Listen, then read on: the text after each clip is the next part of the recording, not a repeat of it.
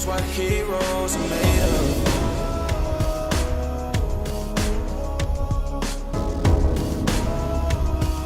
This right here is what heroes are made of.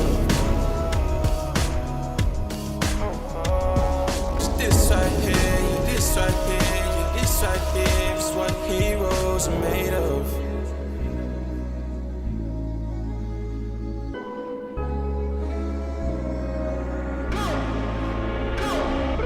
Picking up the phone already, know who calling. Ain't no testing me, my destiny's to be a baller. I've been going harder, death before dishonor, ain't no other order. Always knew I'd make it from the trenches up to be a starter. I'm an all-star starer, shot caller. Take a look at the glow, bright glow, you see the aura. Look how far they took it, you should know we going farther. Be a legend today, it's all over, we just started. If you can believe it, you can achieve the highs, you know. There's nothing to be afraid of. If you can believe it, you won't ever let them tell you no. This right here, yeah, this right here is what heroes are made of. What heroes are made of. This right here is what heroes are made of. Right here is what heroes are made of. Yeah, this right here is what heroes are made of.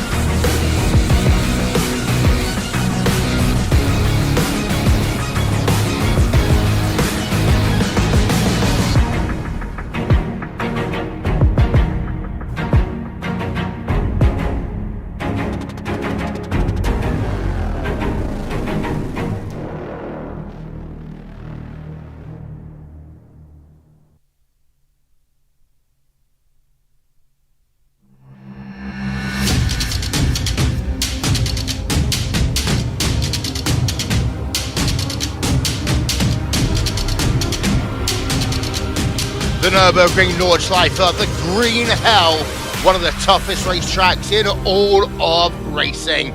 And it plays host here today to the upcoming round of the Porsche Heuer Esports Supercup via racing. But of course, first, we got ourselves the Porsche All-Stars race. My name is Will Vincent.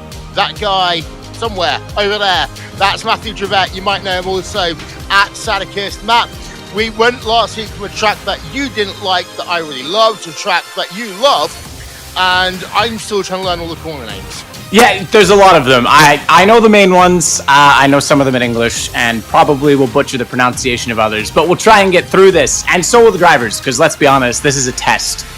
This is the longest. It's kind of a caveat, because there's the new Las Vegas track, obviously, that claims to be longer, despite really not being used in that configuration often. And then there's the Isle of Man, which is a road course, and technically this is a public toll road. In Germany, and that's how they get away with the tourist days. It means you can't pass on the right, all kinds of rules apply, speed limits can be applied, you're responsible for paying for accidents, but it is technically the longest permanent road course in the world. So, gray area there, but I think most people would give it to it. It's been around, I think construction started in 1927, and it's probably the most challenging place to drive on the planet, so pretty cool that we're here. I've heard 1,000,001 stories about people who have a moment on track dragging their car to the nearest village, then call the ADAC, all those sorts of things. Here today, however, in terms of the All-Stars race, we've got things a little bit different. Normally, these guys will be just about to start their qualifying. Today, however, they have had 2 hours in order to set themselves a qualifying time. And that's basically because outlap, fast lap, in lap, that's going to be about 25 minutes. Yes, yeah, absolutely. Yeah, you're looking at around 8-minute lap times for these guys, because obviously we're doing the 24-hour configuration of the track, which includes all the way down to the hairpin of and then through the Schumacher S's of the GP circuit, so it's a little bit longer. So don't look at your bridge to gantry times and think, oh, these RSRs aren't very fast, or these guys aren't very fast. 8 minutes is pretty rapid around here still. And yeah, it's a really cool track, and it's kind of weird because it's very easy to have things go wrong, and the curbs are punishing, but there's not a lot of places to actually get a 1X on the main, on the Nordschleife. On the GP track, there's still a few spots that, being more modern, you can take some liberties, so to speak, but very, very cool circuit. And you're right about stories of people. I've been to 5 or 6 Touristenfahrtens, the tourist days, and I've seen many cars have a bad day. I missed the wall at the Adenau Bridge by about 6 inches on my first ever lap, so I was nearly there. Yeah, so I've seen people lose a lot of money really quickly, but it's pretty awesome. We'll actually take a look at the track now and get a better look at what is the green hell, according to Jackie Stewart, famously put. But yeah, what a place. I mean, even just driving there for the first time, I came in the B road. Bunction was the first thing I saw, and I remember looking to my right in my rental car and looking and going, whoa, that's way steeper than Sim. And the elevation's insane. The roads around the racetrack is a nice little preparation for when you get to the racetrack. I've done exactly the same, the little B roads behind. I've actually stayed at the hotel down on the front straight away. I stayed in the village just by. We've been to Pistenklaus, possibly the best restaurant in the entire area. If you've never been there, you've not really actually been to the Nordschleife itself. But look at how big this track is. 15.8 miles in length. That's a tad over 25 kilometers, 150 plus turns. We're not going to name the number of corners because, let's be honest, like any other racetrack, everyone has a different number. And of course, 1970 is when this configuration started, etc., etc. A couple of things about this racetrack worth noting. Don't forget, it's actually a Porsche that has the fastest lap time around here. That was the farewell tour for the Porsche 919, Matt. Yeah, absolutely it was. Yeah, very impressive lap. If you haven't watched that, you need to, because it is super, super cool. There's the elevation in better picture. I always thought the perfect dream for me would to be live right beside this track and then put some mountain biking trails on some of those hills, and I would have the whole world in one place. It really is a special, special, special spot. I mean, just being there, the atmosphere around the track, even if you don't go out and do a lap, the cars you'll see in the parking lots, the atmosphere, it's pure. It's like going to whenever people ask me, I say it's like going to a ski village or a ski resort, except it's all racing and all car culture. So it's very, very cool. And the elevation's remarkable. It, like I said, was built in 1927, I believe construction started. And it was done to boost employment in that area, and it was something like 25,000 different people worked on it over 2 years before it opened. And it's really cool because it is almost like you could use it to go from town to town. Like, it actually goes through, and when you're driving around the perimeter, you'll just go under a bridge and you'll be like, wait a minute, that was the track. It's just so massive. So yeah, we'll look at the format for it. Like you say, qualifying was open session, 2 hours, a little bit different, and obviously because it's a long track, the race is shorter in its lap duration, but not overall time. Yeah, you're right. It's going to be 3 laps for the sprint race, 3 laps for the feature race. As ever, the feature race, we're going to invert the top 8 drivers. We'll talk about some drivers that can't participate here today due to various real world and other commitments. We've got ourselves Andre Porsche who's going to be joining us here today. Andre Lotterer even. Andre Lotterer will be joining us here for this race as we now have a look at the point standings. Let's see how things are right now. Emily Jones is still leading by 57 points over Dan Suzuki. We got ourselves Jaroslav Honzik in 3rd place. 4th place, Xavier Sanchez and Pierre Oliver Valette rounds out your top 5. Very close there, P5, 6 and 7. Worth noting as ever, Matt, it's actually where you finish in the feature race that will determine the prize money that goes to each of these influencers' communities. Yeah, absolutely. Also worth noting that yellow line is the cutoff for who statistically cannot or can, depending if you're above it or below it, win the championship still. So down to Quick Gabby, they all mathematically still have a chance to win this. Remember, this is the 3rd last round. We've got 2 more races after this, so still lots of racing to go, which is awesome because I've been I don't know, maybe you're more adverse to this and have had more time around this series, Will, but I've been very surprised by the racing quality of the All-Star Series. I mean, I know these guys are great in their own right, but wheel to wheel, sometimes I'm just not sure what to expect. It's been very good. Yeah, indeed. So we'll talk more about that in a moment as we have a look at our starting grid. 2nd race in a row, Dave Cameron, who started late in this series, pole position for him. Alongside him, front row of the grid will be Mattia Vacca. Then row number 2, you got Borges also, who is once again dressed up in his shirt and bow tie. He's in 3rd place. Jaroslav Honzik in 4th. Jimmy Broadbent in 5th. And Dan Suzuki in P number 6. P number 7 will be Matt Malone. A poor qualifying by her standards by Emily Jones. Pierre Oliver Valette in 9th place. And then new to the series, Steve Brown, you might know him as Super GT, in 10th place. Will Forward boosted media in 11th. James West, Game of Muscle in 12th. Then 13th, you got Tony Kanaan, TK, and Amir Thatcher Cyanide. Then Maxime MSM and Andre Lotterer rounds out your 16-car field. As I mentioned, a couple of drivers not participating here today. That is mainly because of the fact that, life and stuff happens. So Gabby is doing some real-world testing right now. Heike 360 is participating in the iRacing 12 Hours of Sebring. Unfortunately for Hydro, technical issues. He can't race here today, Matt. Yeah, that's unfortunate because I was loving the livery that they had on his car this week. That silver and black kind of chrome. I'd say more metallic than chrome, but yeah, very, very cool. So yeah, obviously some other applications. iRacing's a busy platform. You should get on there and do it yourself because there's so much racing going on. Like you say, that 12 Hours of Sebring, that's not exclusive like this league is. That is anyone can sign up and do that. And they've got splits, which essentially determine your skill rating and your safety rating and your license points and put you into a series or a race that's going to be competitive to you. And it's tons of fun. I did the 24-hour last year of Nürburgring at this track, and man, oh man, it was great. We didn't finish, of course, because I won't go into the details, but it was a ton of fun. Yeah, of course, the 24 Hours in the Nürburgring, an iRacing special event, is coming your way soon. And I know Paul a little bit upset because he wants to run in that race, but he's also got commentary duties out at the same time. Just put his splits. Let his co-drivers drive while he's on air. He can jump off and get in the car. It will be fine. Very quickly before we go to green, of course, we want to give a shout out and regards to Sabine Schmidt, who very sadly lost her battle to cancer just a couple of weeks ago. And Matt, just before we go green here, the Queen of the Nordschleife.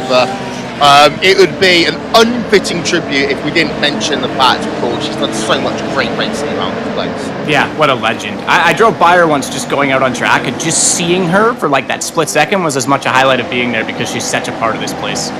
And then she probably passed you about 200 yards later. Oh, probably, yeah, no question. Yeah. As we've got the cars then just working themselves through the bottom part of the racetrack. As we mentioned, no time today in terms of race duration. It's all about laps. 3 laps for both our sprint and our feature race. We are ready to go green flag racing. And they'll hold it back for just a moment's time. And Barney's going to wave the green flag. We are away at the Nürburgring. And already look at how punched they're going to be coming into the arena for the first time. They're looking to go 3 wide, maybe even 4 wide down into 1. 4 wide indeed. tight switchback, but it's the 24-hour version. Rye's gone around. We've got more contact than that because everyone trips up over it. And that is a pretty bent-looking Porsche, long lap. But yes, 24-hour version, so you switch back quickly in the arena, which means you can actually attack turn one a little more aggressively. So off the start, you can see people going deep and wide, but it makes that left-hander pretty tight.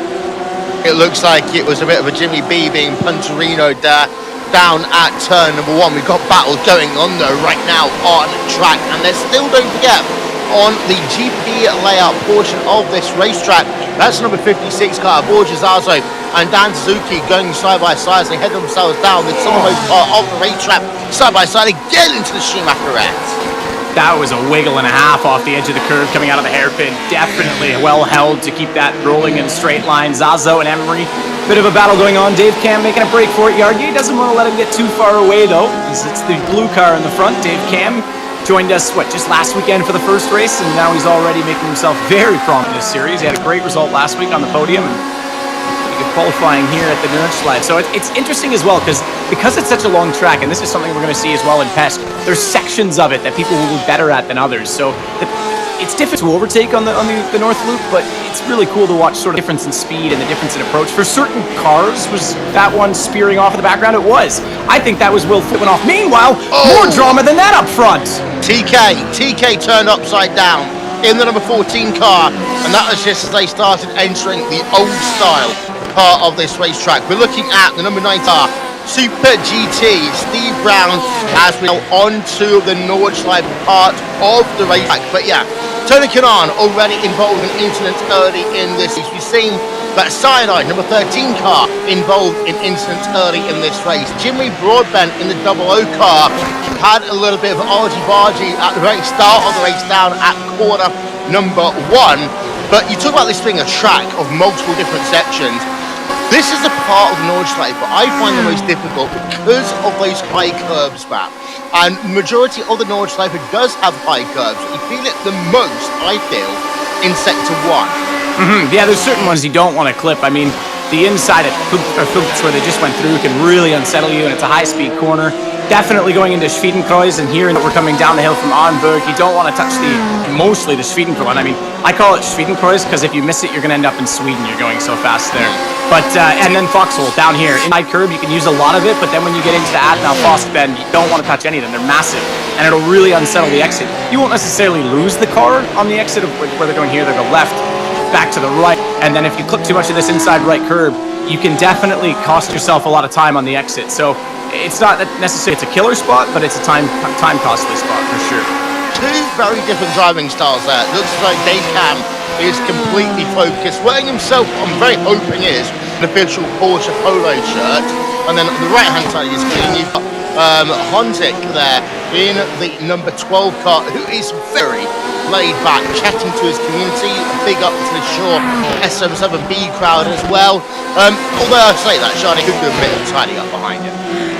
He could, but you're right. He always looks so I don't know if it's the camera angle. I haven't discerned if it's camera angle, if it's actually him just like lounging, hanging out sideways. We've got a few different cameras. Look at Dan Suzuki. He's got his. Is that actually on like a timing slide? It is. It's a motorized slide with a camera behind him. So he's putting some sweet content together. If that's his streaming camera, that's even cooler that he's done that. And then Boris Zazo, the man with class, all sass, rocking out the sweet bow tie. Best dressed. It's a green bow tie today. It matches the car, right? I mean, it's brilliant. I don't even know how to like match my socks in the morning, and this guy matches his race car with his bow tie. Yeah, it's rather nice to see actually all of them. The gap between P1, P2 is closed down to 0.2 of a second. So actually, no, Jardy has overtaken Dave Cameron. So now you've got Honzik up in number 1, Dave Cam down into second place. Whilst we are spilling beautifulness over these cars, we've had a change for the race lead. Emily Jones, who started P7 by the way, is up into 3rd place and battling right now with your race leaders. But we're at that part of the racetrack where it is so fast, but also it is pretty much single file from here And you could argue all the way down to the carousel. It's super uphill here on the straightaway, by the way. It doesn't translate, but that is a massive uphill section. And I have a feeling that pass started around Bergvik, which is actually the corner that leads on to that whole Kessel straight, which means, and we're going to see a replay of it to see if that was the case or not, but that means that they would have been compromised and would have had a great run, because Bergvik's one of the most important corners on the circuit due to that uphill straightaway after, a bit of an early exit out of the carousel from Yadier, as long as you keep it low, keep it consistent. Now, I will say this, if you go to the track, carousel is a ton of fun, but don't try and use the small asphalt at the bottom of it. You want to keep your tires firmly as wide as possible, full contact patch on the cement. As soon as you get too low, you actually end up using half the tire because you're not even with the surface, and that's how it spits you out at the top. So very easy to do in sim as well. They got to be careful with that. As we are due to get ourselves a replay of this change to the race lead, we'll get that in a moment's time. Just to let you know, Andre Lotterer, who is our pro driver for the day, he is struggling in the 916 car all the way down in P number 16. So I know Andre didn't have a practice time for this race. Go ahead. Well, I was going to say he's got thrown into the deep end, right? I mean, any other keep in sim, he's probably fine. Going here to the green hell, he's really got to get up to speed quickly. So here's a look back at the lead change. Okay, so it's actually through miss-hit-miss, which is the apex term for the corner, and in toward, this is the slowest corner on the track. I'm trying to remember the name of it off the top of my head, Will. I think it's Worsifin, I think it is. Yeah, so it was done on the exit there. Back end just stepped out there for Dave Cam. Lost himself about half a second. That was all Jardier needed to get himself to the race lead. By the way, he has built up now a half a second gap, but don't forget, we are going to end up at some point down the Dottinger Hole. Now, these drivers have been told that there's not allowed to be weaving left to right at the last 5 laps in Indy 500. These guys, basically, you mentioned it earlier, it's like driving down the Autobahn rules. You basically stay in your lane and let you go to try and move out the car. Yeah, it is. It is very much like the Autobahn, especially, again, if you're there on a tourist day, please go. It's the most incredible thing you can do as a fan of cars, but obey those rules. They're very strict about them, and I actually passed someone on the inside and got a strict no-no afterwards. They let me get away with it, given the it's a weird situation, but yeah, even then I got yelled at. So don't do that. Don't be like me. But yeah, no weaving. Draft is on. Dottinger Hole, very, very long straightaway. There's your tourist pit entry if you are there on a tourist day. But we're going straight by that and all the way down. Now, this is tricky because there's a lot of bumps heading in toward Tiergarten and then back onto the GP circuit. So braking is so crucial right now. As soon as they head to the right, Dave Cam goes deep. Use all the roads. Okay, we're actually a little earlier looking back. I've lost my placement. There it is. So you want to go right out over that entry road and snap it in toward the curb, and you're good to go. And Dave Cam did back the race lead there down the Dottinger Hole. Wonderful hotel on the right-hand side of your screen now. Or it was at least for a brief half a second there. Lovely hotel. If you do get the chance to go to the Nürburgring whilst there is racing action going on, do try and get yourself a room there. Also, make sure you get one that overlooks the racetrack. We just have CCTV. Someone just dove for pits. They must be looking to get repairs. Who was that just jumped in the back end? I think it might have been... cars on pit road. Yeah. Who did I see head in? I think one was TK and there's the other there. All right. Yes, it is. Yeah, that's Jimmy Broadbent. I can just about tell Tony Kanan's on pit road. Dan Suzuki's on pit road, so it's a busy road right now. Yeah, no, I think actually Jimmy stayed out. He's in the red car. Yeah, we're back to him now. So it is Dan Suzuki. He changed that livery to that. I love that super sort of sci-fi. Yeah. What's the word I'm looking for? Chill wave kind of look to it. It's pretty sweet. Yeah, Matt Malone versus Jimmy Broadbent right now. Gap between them about half a second on track. Matt Malone in the number 83 car, of course, one of the drivers that could start a little bit later on in the series. Jimmy Broadbent in the double O car. A battle of the kind of reddish-looking cars as they go through the Schumacher S, the Grand Prix part of the racetrack. And that was a really good way of articulating my point, but we see it again here. On the GP track, you can really abuse those curves because they are much lower, especially through the Schumacher S, then through the right-hander. As soon as you get into the Nordschleife, it is literally like going from one racetrack to another. Yeah, and there's certain curves that you can use, and even in like a street car, some of the stiffer race cars, you can get away with using them, but you're right, there's some that will absolutely spit you out, and it's I mean, look at the Armco, it's right there. I mean, it is the most punishing track in the world for a reason, so you kind of have to know the circuit in that way. And the other thing as well is this scan, they repay it each year because the track's so long and there's so much traffic on it, and on tourist days, different weights of machinery and whatnot. It's very well surfaced underneath. but they resurface in sections. So each year a section is redone. And one of the things that was redone in the last year was actually Streetenkroy, where there's a camber change, which would still be in the sim, and it's a lethal spot. Thankfully in real life now it's actually really smooth, as is the miss-hit-miss section, which used to have a massive camber change. But just like a really cool fact that they do every year, they have to plan for that. But yeah, to the point about curbs, you can use a little bit of the exit here at Hatzenbach. Right now where they are down the hill, not any faster to use the curb, but interesting point, in the rain, they'll use it because it'll hook you in so much. So track knowledge here is you can do 1,000 laps and still not know everything about this track. It changes, it's so much. Four drivers had major issues early on. Andre Lotterer, the 916 car, is now down a lap. You've got yourself Steve Brown, Super GT, down a lap. Of course, Super GT's first race in this series. Tony Kanaan, who we saw join the series last time out down at P15. That's a shame after the performance he had at Spa a couple of weeks ago. And Sinai down in P16. We're looking right now, Battle 7 P8 on track. This is Matt Malone, left-hand side of your screen, and Jimmy Broadbent on the right-hand side of your screen. Oh, Jimmy looks busy. Yeah, all over the wheel there. It's Jimmy Broadbent in that double O car. I love that he's changed his view so that we can make sure he's not driving a track around the ring like he might be on YouTube right now. He is indeed in that Porsche. It's not a figment of your imagination or some sort of CGI trickery. Just to prove it. Look at him, man. He's left whole bodies into it. I love it. He's like super. I think he got away with one there because he caught the slide, and I think that's like go-kart reset. Like give yourself a little hop in the seat. All right, get this. Matt Malone, meanwhile, always what a crowd pleaser, right? It's like, hey Porsche, I'll play the part. He's got all the Porsche gear beside him. He's like rocking it out. It's like, sorry I missed half the season, but please don't leave me out again. I'm here now. Bit of a cultural reference. If you remember Joey from Friends, that one episode? That's basically Matt Malone right now, with about as much Porsche merch as you can possibly have in one go. And yes, I have just referenced Friends. Yeah, that's fine. We're all friends here. Okay. Tag Heuer, of course, our time scoring partner here today. And we are about halfway through this first race. If you're joining us and you're new to the series, normally this is going to be a 20-minute race followed by a feature race afterwards. Because of how long this track is, we're doing it by laps here today. We're looking on board with Emily Jones, currently third place. Started P7, up 4 places at the very start of the race, but gone nowhere since.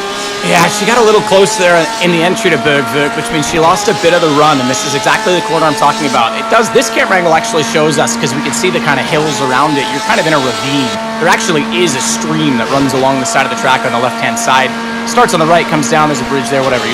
Not important, but the point is, it's all uphill, and luckily she still has the draft to tow her back into this, but it's such a difficult position, because here you've got to lift to get around this left-hander just a bit. Don't touch the curb on the inside. You can use the outside curb, but you got to be dead accurate. It's only about a half a tire width wide, or so it seems.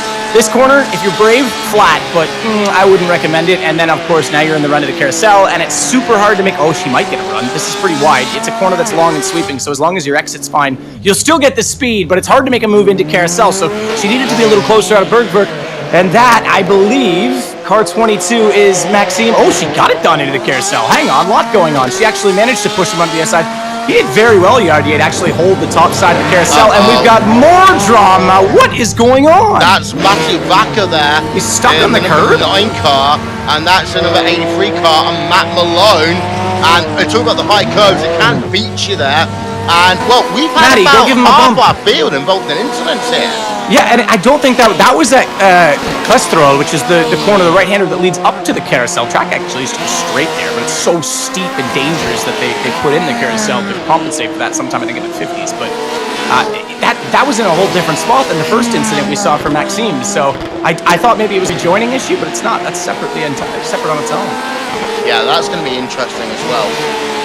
This is a fun section. I love the third section. They call this YouTube corner because when you drive through there, there's literally a parking lot right beside the B road, and it's always filled with tourists that are just watching, even just for the tourist lapping days.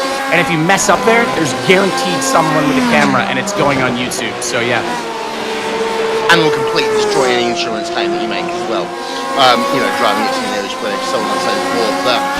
So Emily Jones up into second place. Yardier down in third place. They come 2.1 second advantage at the front of your field. That does mean that Dave Cam will be kind of clear of the tow here.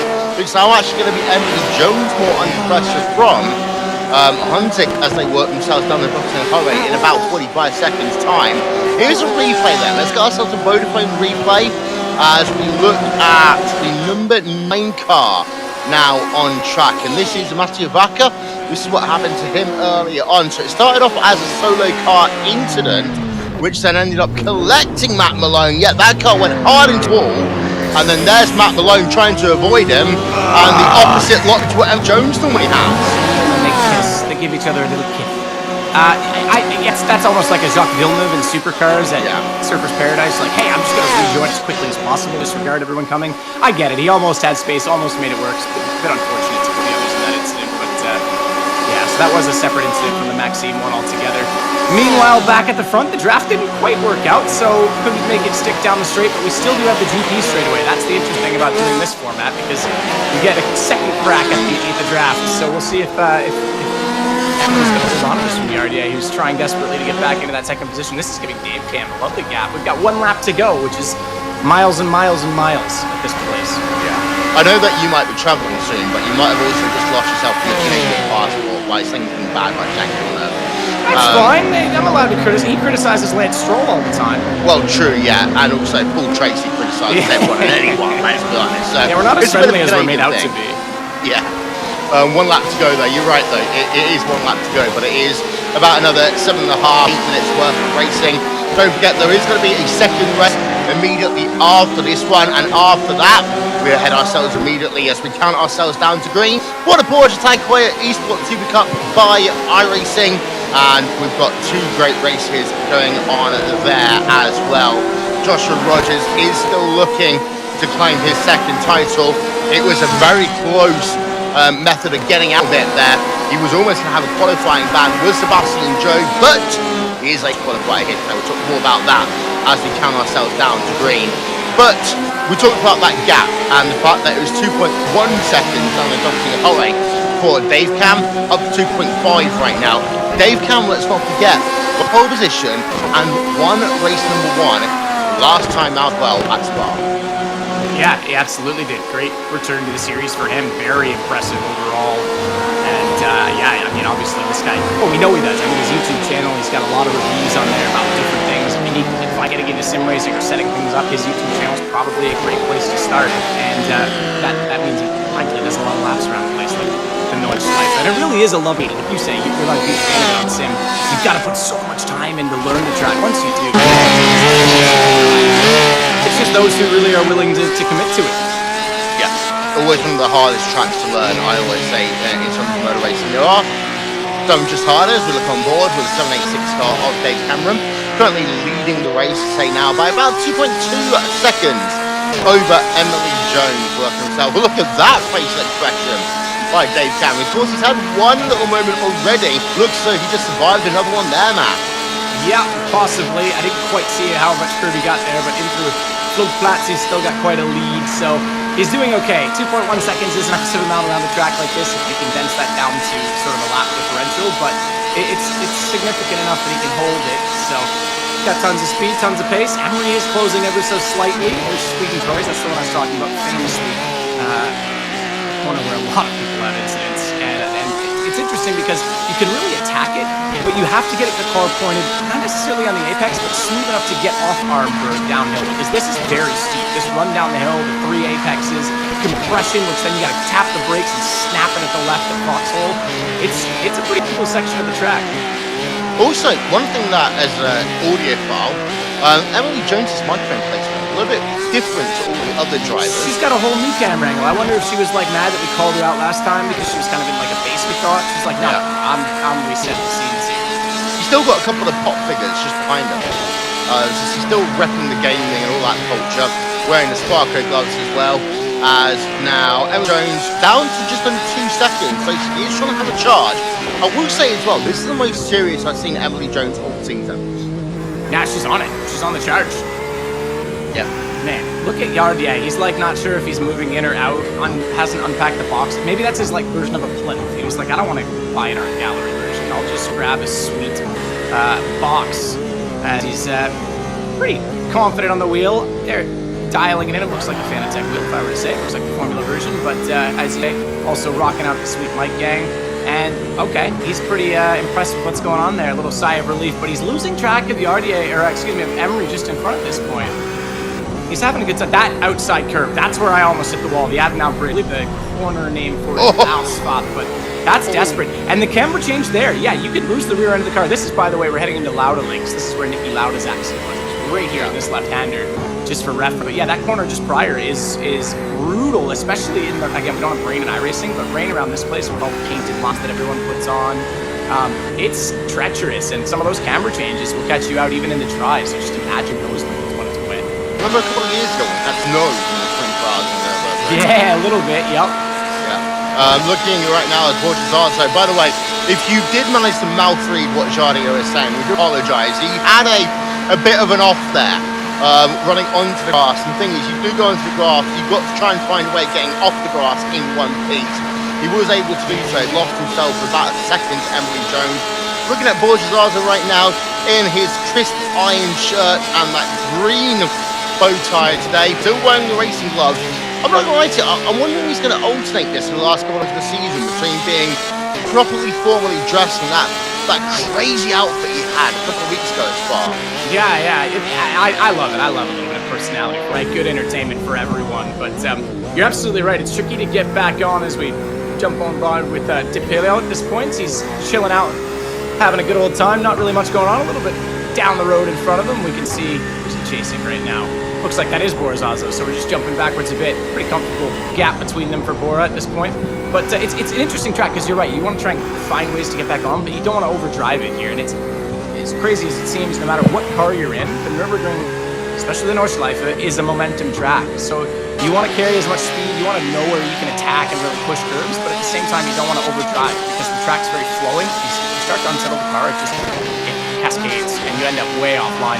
This is one of my absolute favorite sections. Smash the second curve down the hill, and this is my favorite corner of the whole track, Whipperman, because it's blind. You come up over the hill, and you basically pick that's a bit too wide. You want to pick a spot on the fence, and you aim for it, and you just, it's the sweetest sound when you just clip that outside curve with your tires, because you can really see it, and you're like, oh, nailed it. It's just an awesome feeling. I am going to get the irk of every Jimmy Broadbent fan here for not watching enough of his videos. But I didn't realise that Jimmy B only actually ran with one monitor until I saw that on board. So having a look, by the way, battle going on between Game Master and number 6 car, Matt Malone, in the number 83 car, battle for the number 7 on track right now. We're just under, I'd say it's under half a lap, with about a third of a lap left to go. It's a good point with Jimmy. I think that might have to do with the space in the shed. I don't know if he's actually said that in any of his videos, but yeah, running the ultra-wide curve. It's pretty modern. He's done some VR stuff too. I don't think he runs it very often. Good little battle though. This is going to be a tight one all the way through. Gamer Muscle versus now Matt Malone as they track down.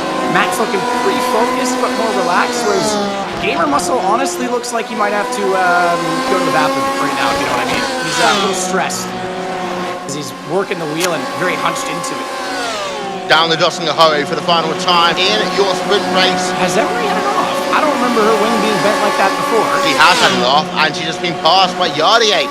Yardier up into second place. Emily Jones down into third with less than a mile's worth of racing to go. Dave Cam won himself the first race at Spa 2 weeks ago. He's going to do exactly the same here today in our, I'm going to call it a sprint race for just all intents and purposes. But Dave Cam, he's got the number 1 finger up. He's got the little punch in the air. Dave Cam, 786 car, your winner here in the first 2 races in the Porsche All-Stars Challenge. And then you've got yourself Jardier second, Emily Jones third.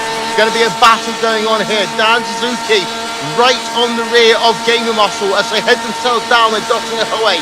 Final time to the right-hand side. Look how close they are. That's some NASCAR side drafting going on. 3 wide. Is he actually going to get both? Wow, okay, so he actually got a chance to go by based on the draft. I didn't think there was going to be a bit of a chance on the second, on the positioning into Tiergarten, but that's a well-done move right there from Dan Suzuki. That's from pit lane. Remember, he's pitted on the beginning of the opening lap because of damage, so good recovery for him to get by both Gamer Muscle and Matt Malone, and they're not done either as they resume battle. I thought Matt was going to hold them off, but not going to happen. He will keep Gamer Muscle behind just barely. They dodge and dart for position, but well done for Dan Suzuki to catch them both on the final lap. It'll be interesting to see how he does. Nice little battles then going on towards the end of our race. Those of you just joining us, don't forget, Feature A, we are here in about 6 minutes time from now. It'll be a little bit longer than normal just because of the fact that we've got to wait for all these drivers on a lap to finish their lap. Looking at another 4-car, Boosted Media, Will Ford right now, as he has got himself about a minute's worth of racing to go underneath a bridge for a sponsor that is the same, parent company of Porsche. But down the Dottinger highway then will come Boosted Media, Will Ford, the Australian driver, and it's just on the right-hand side there. Normally, Matt, you'd be filling in. Yeah, absolutely. Pop in, head to the Devil's Diner, grab yourself a burger and fries. If you're done your tourist day, maybe a nice alcoholic beverage to cool off and talk about the memories you're making for life at this place. But don't do that, obviously, if you're still going back out on the track. That would not be wise, and it's definitely illegal. So yeah, but it's a cool spot. Cool. And that parking lot is like, you can just walk around. The amount of cars that are in that place, it's insane. Honestly, go. If you have a chance to go to the Nürburgring, go. Even just to walk around, the experience is incredible. Always serious question here. Have you ever been tempted to add your little name to the racetrack like so many others have done so? So what do you mean? Say again. Little graffiti on the race. Have I been tempted? Yeah. I would love to. I'd love to go out and just I don't know, write Sadakist or whatever, Matt, or just anything really. Matt was here. Yeah, something like that. But you got to kind of sneak out there at night, I think, to do it, which it's actually easier to do than you think because it's a massive circuit. They can't possibly police the whole thing.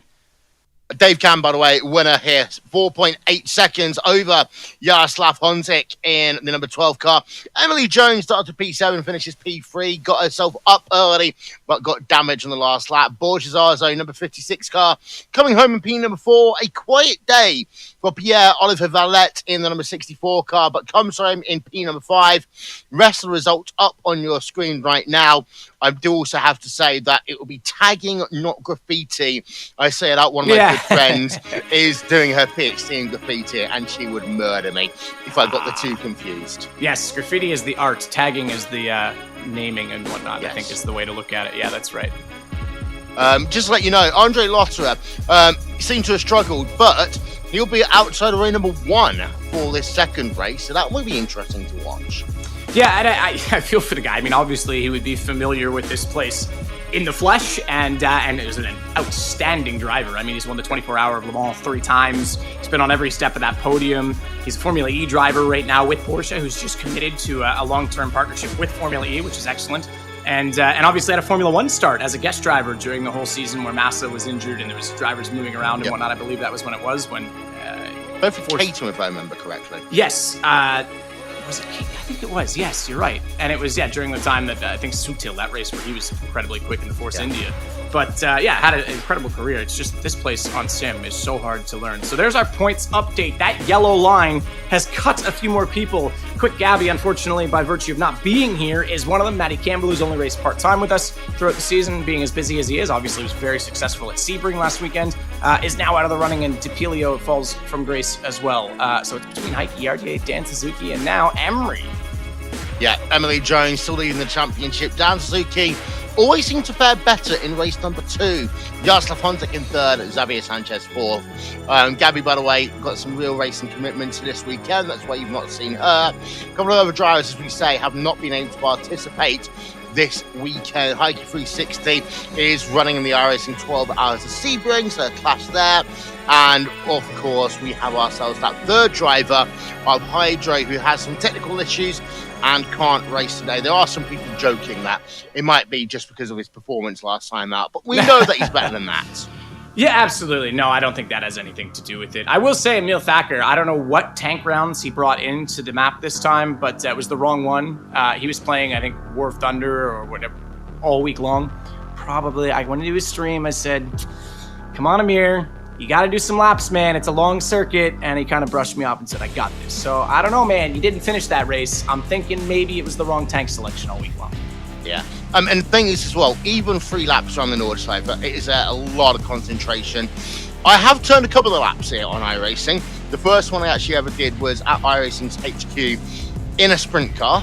Oh, yeah, I'm sure no eyes on you there. yeah, all fine. It's one of these tracks that it's very easy to get around. It's very difficult to get around there quickly.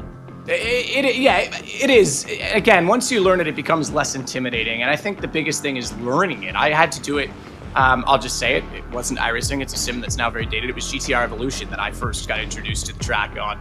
And it was punishing because you couldn't section it off. I think iRacing is really neat because when you're out there and you make a mistake, if you hit the reset button, it'll put you back to the start of that respective sector, which is a really smart decision from iRacing because you could just kind of get your first couple sections right and then just keep resetting in sections over and over again if you need to. If there's one corner or so you're struggling with, rather than trying to survive for 8 minutes just to get back to it, you can kind of focus that out, learn it in parts, and then put it all together, which is, I think, a really important way to learn this track.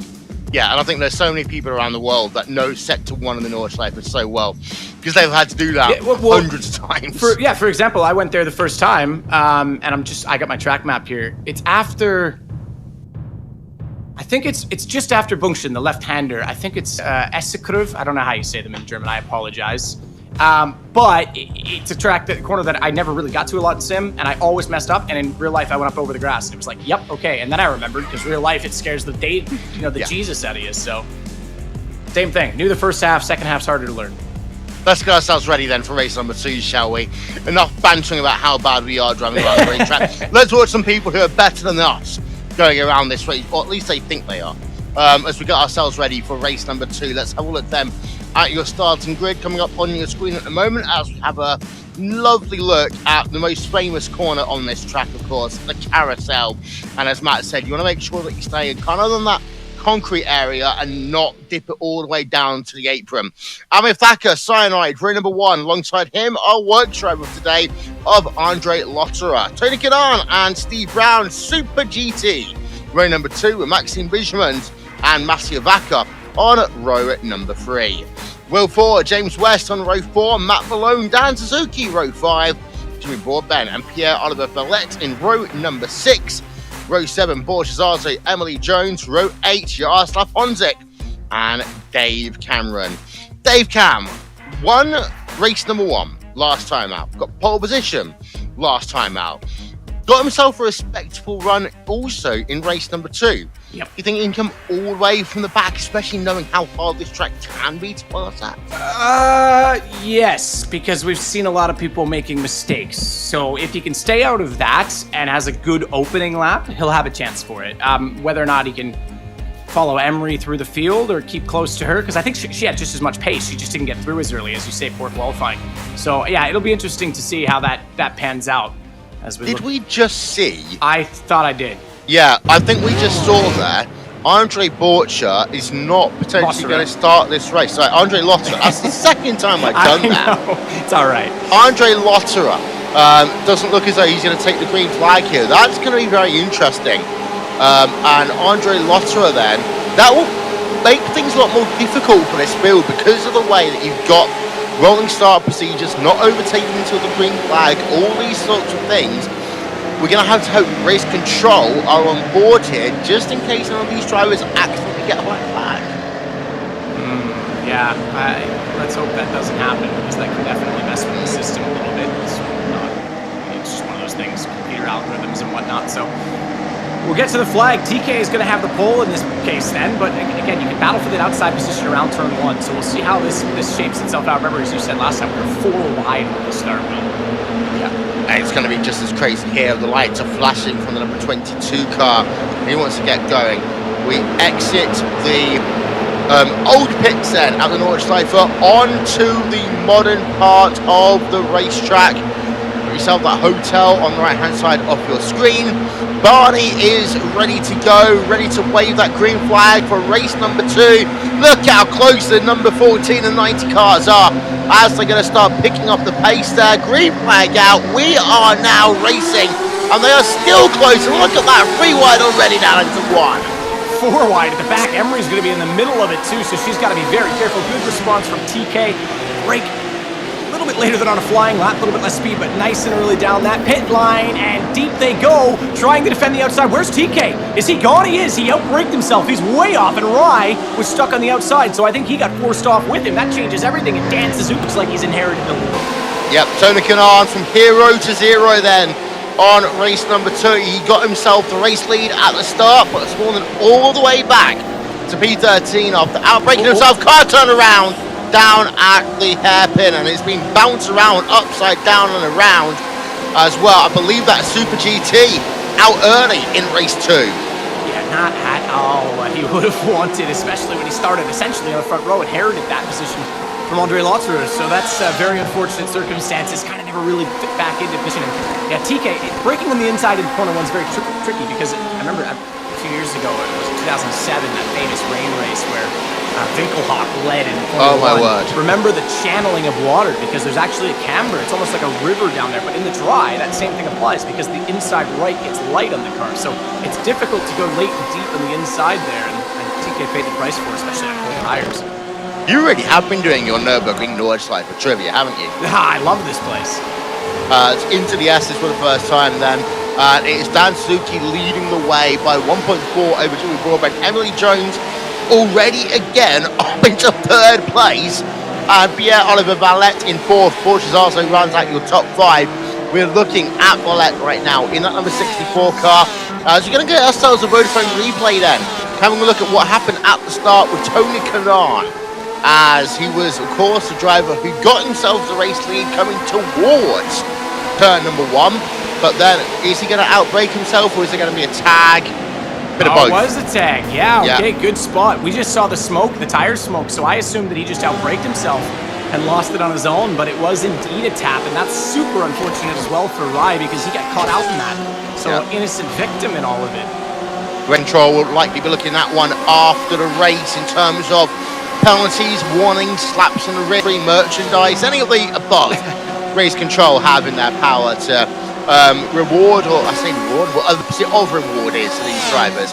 Jimmy Broadbent in 2nd place, 1.4 back from Dan Suzuki right now, but Emily Jones is on Jimmy Broadbent's rear spoiler right now.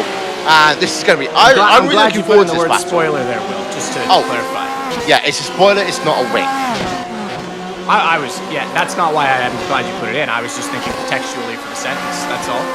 As Emily is going to be hard on the hunt. You asked if she could come through and win this. I think it's totally possible. Already 3rd place. There was tons of drama, as we expected. She's gotten by Borozazo, and now at this point, it's at first lap, opening lap, I said positions were important. I think she could definitely win this. Dan Suzuki maybe has pace. We don't really know because he came back from pit lane. I didn't really pay specific attention to his lap times, but chance maybe he can get some pace going in that car, but he's in a great spot already. Dave Cameron, P number 6 right now. You can see just ahead of him is Borozazo. So Dave Cam, with the incidents at the start, able to survive and work himself through the field. Dave Cam right now running in P number 6 in that 786 car. About 3 times per second back from Borozazo. But this point on the racetrack, I tried to mention it in race number 1. It is for all intents and purposes single file here unless someone goes off track and has a whoopsie daisy. Yeah, absolutely. It's so difficult to overtake here. There are a few spots. This is one of them. Slowest corner on the track, but you gotta have a lot of trust and really commit to braking to do so. But you're right. There's not a lot you can do around this place. You just have to put them under pressure and force them into a mistake and wait for the opportunity to present itself and be in position at the key spots. Coming out of Bergwerk, like I say, to get the run down Kesselstone, which we find ourselves on now. Coming out of the mini carousel and then, in through, what is it, the Kleins carousel leads to Gallenhof? Yeah, Gallenhof before touching a Heuer to make sure you get the run into the draft. So there's lots of really key spots on this track. I'm trying really hard to remember the corner names, Will. Maybe we can just have a drink every time that I mess one up because it's going to be a lot. The drinking games are available. Please drink responsibly. Dave Cam has... I didn't say what you were drinking, just drink. Yeah, true. Dave Cam has got himself past Borozazo, by the way. So Dave Cam is into P number 5. Emily Jones in 3rd place, still right at the rear of Jimmy Broadbent. And again, Emily, the most serious I've seen her all season long in terms of the way that she's driving, working the wheel. Jimmy Broadbent, 00 car, got those racing gloves on. Absolutely love that setup that he has in terms of the wheel. He's got that handbrake on the right-hand side. So good there for Jimmy B. And you just see that twitch as well. Really is working the wheel behind that 00 car. Trying at this point. Dan also, we mentioned that camera, just going back and forth with more grace than he is on the steering wheel, although he's a little smoother than Jimmy Broadbent, if I'm honest. But both of them look like they need a haircut, Will. I'm just going to put that out there. No comment. Don't forget, in the United Kingdom, they've not been able to have a haircut. I know. It's a COVID. It is totally fine. I finally got one, so I'm okay. Proud, that's all. Little shot by me. It's got the typical 1980s, fold around the kid's head, chop around I think we're not that far away from people just going down that road. That will be the new fashion. Honestly, for yeah. summer 2021. I'm sure if one celebrity does it and rocks it out with some sort of trendy clothing style, it will become popular. Yeah. Stan Suzuki then leading the way, but he has had that lead eroded. Jimmy Broadbent right from the rear. This will make it a 3-horse situation as they come down the Dottinger, and in just about a minute and a half time from now. And if you're Dan Suzuki, you're going to have to now start thinking, how do you play defense down the long back straight?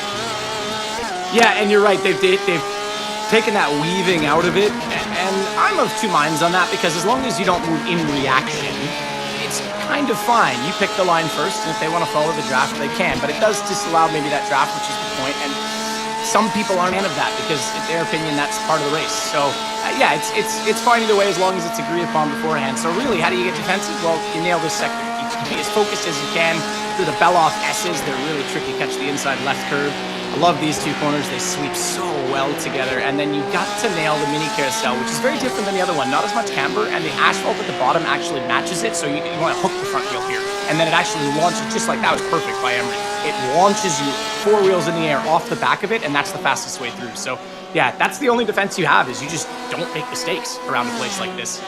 You alluded to it earlier on, and I think you're completely right. So now we do come down the Dottinger, we go on board at Emily Jones in that number 51 car. This is basically 5 racetracks built into one.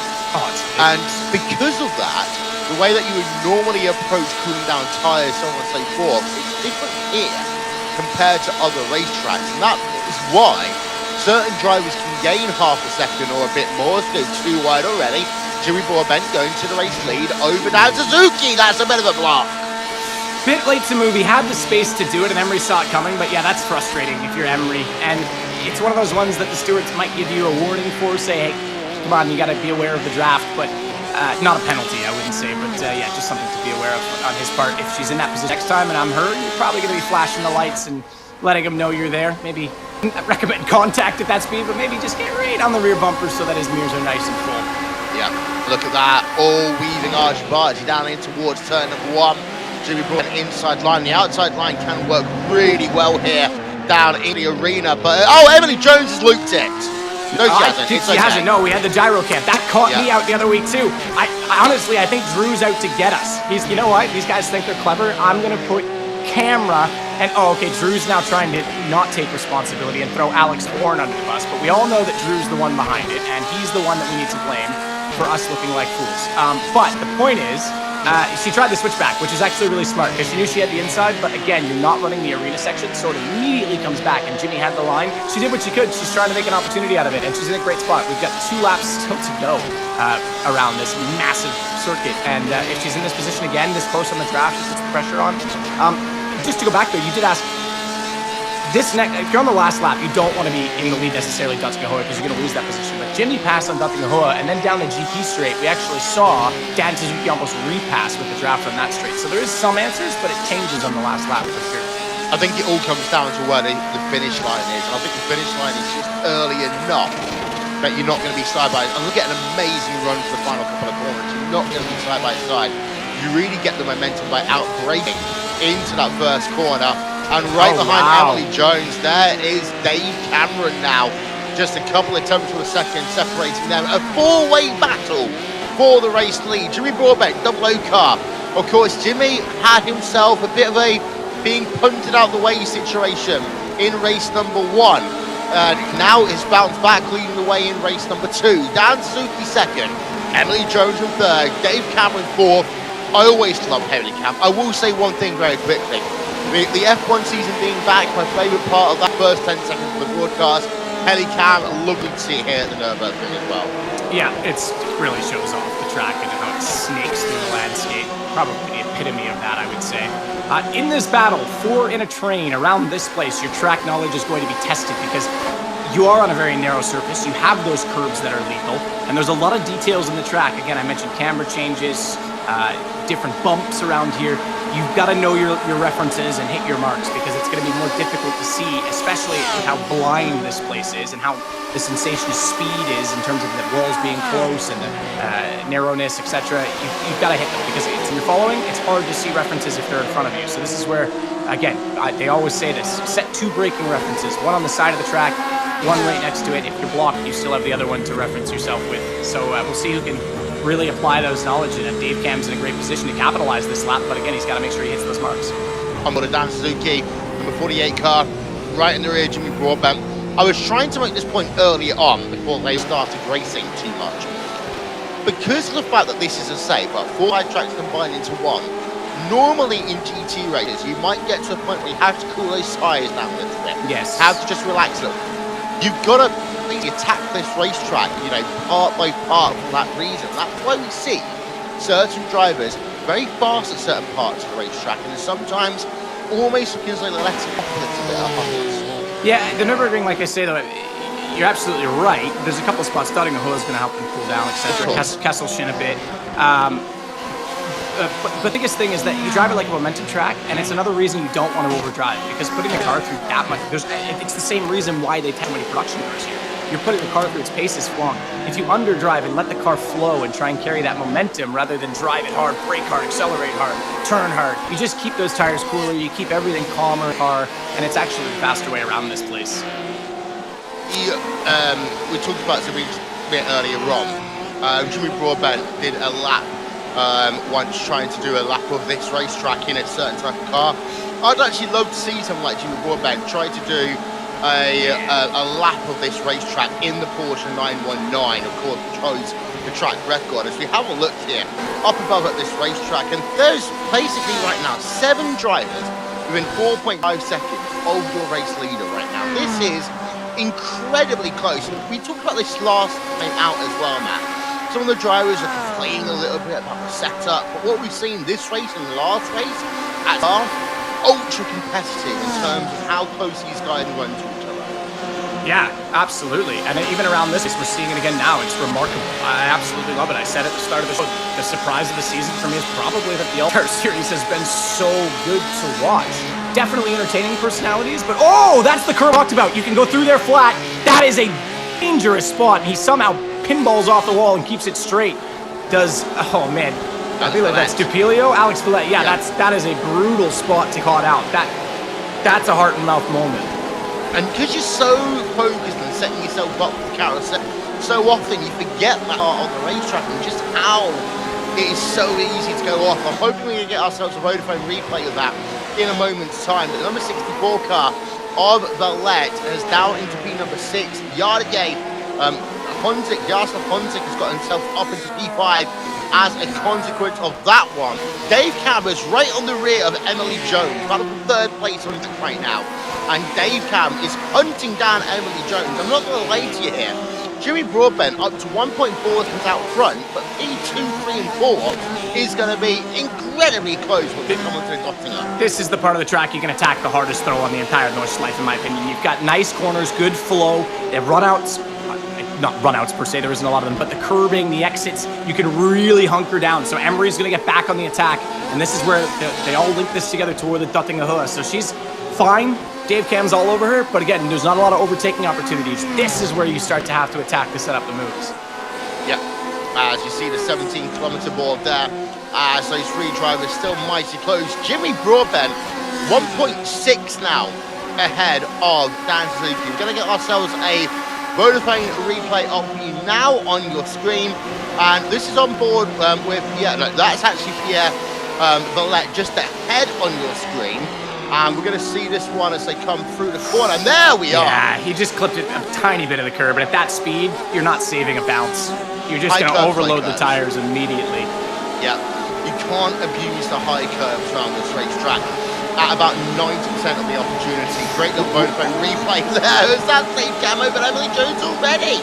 Yeah, Emery kind of chopped the nose a little bit. He wasn't alongside, but that's a bit touchy. He's going to have to rely now on draft of Dan Suzuki to pull back into this, and he's already on it. Emery's moving over. I think Dave Cam gets outside. Yes, okay, this time Dan Suzuki senses him coming. He might get both. He's going to get boxed in. Dan Suzuki holds him in. I think it's a tricky one because he wants the side draft. If he moves over and lets Dave Cam through, he might be able to slingshot in behind him and actually get back by Emery, but then he has to concede the position. Instead, now they're going to go side by side under the bridge. The famous bridge of the start of bridge to Gantry, and I was about to say, you better have it sorted by Tiergarten. There's no way you're going too wide through there. Too bumpy, too fast, too narrow, and that's the consequence. 2 cars into the wall. One of them might just about survive. The other one completely has not. Dan Suzuki down to P number 7, probably going to be out of this race. That was a wicked impact by him. Looking right now, that's going to be number 12 car of Jardier, who should get that move. Dave Cam looks like he did graze the wall a little bit, but it looks like he might just be okay for the time being. I think he got the least of it. He obviously, Dan Suzuki spun off of his nose, and I think he just collected the wall on the right, trying to save it. But Dardier is the beneficiary of all this because he's now come straight back through. In fact, set the fastest lap of the race, which I don't think he would have done. I think Dave Cam had that in stone with the draft, but then obviously the incident changes that, so he now finds himself battling for the second place, or excuse me, for the final spot on the podium, 3rd place position, because don't forget, Jimmy Broadbent is still leading the way. Yeah, you know what? I'm literally trying to figure out what it is like over on Jimmy Broadbent's social media feed right now. We remember when he won himself as part of the team, the 24 hours in the French countryside, as I now legally have to call it apparently. I think a win here at the Nürburgring Nordschleife. Of course, Jimmy loves this racetrack, but Jimmy Broadbent winning a race here under these circumstances is going to be great for him and his community, of course. Don't forget prize money going to his community as well if he does manage to win this race. Yeah, and after the season he's kind of had in series up and down all year, for him to be leading around the, I guess it's fitting, right? The guy's driven, what, tractors, school buses, go-karts. What else is he? He's probably done more laps around this place in sim than anyone in the world, if I were to guess. So, yeah. Put a show right now, 2.1 second lead heading into the final lap. Last time around, he actually did a 7:59. So that was the fastest on my screen. Let me just confirm that. It was the fastest of anyone so far. So he's on it right now. And just to confirm, they are going ballistic on Jimmy Broadbent's social media feed. They are loving this right now.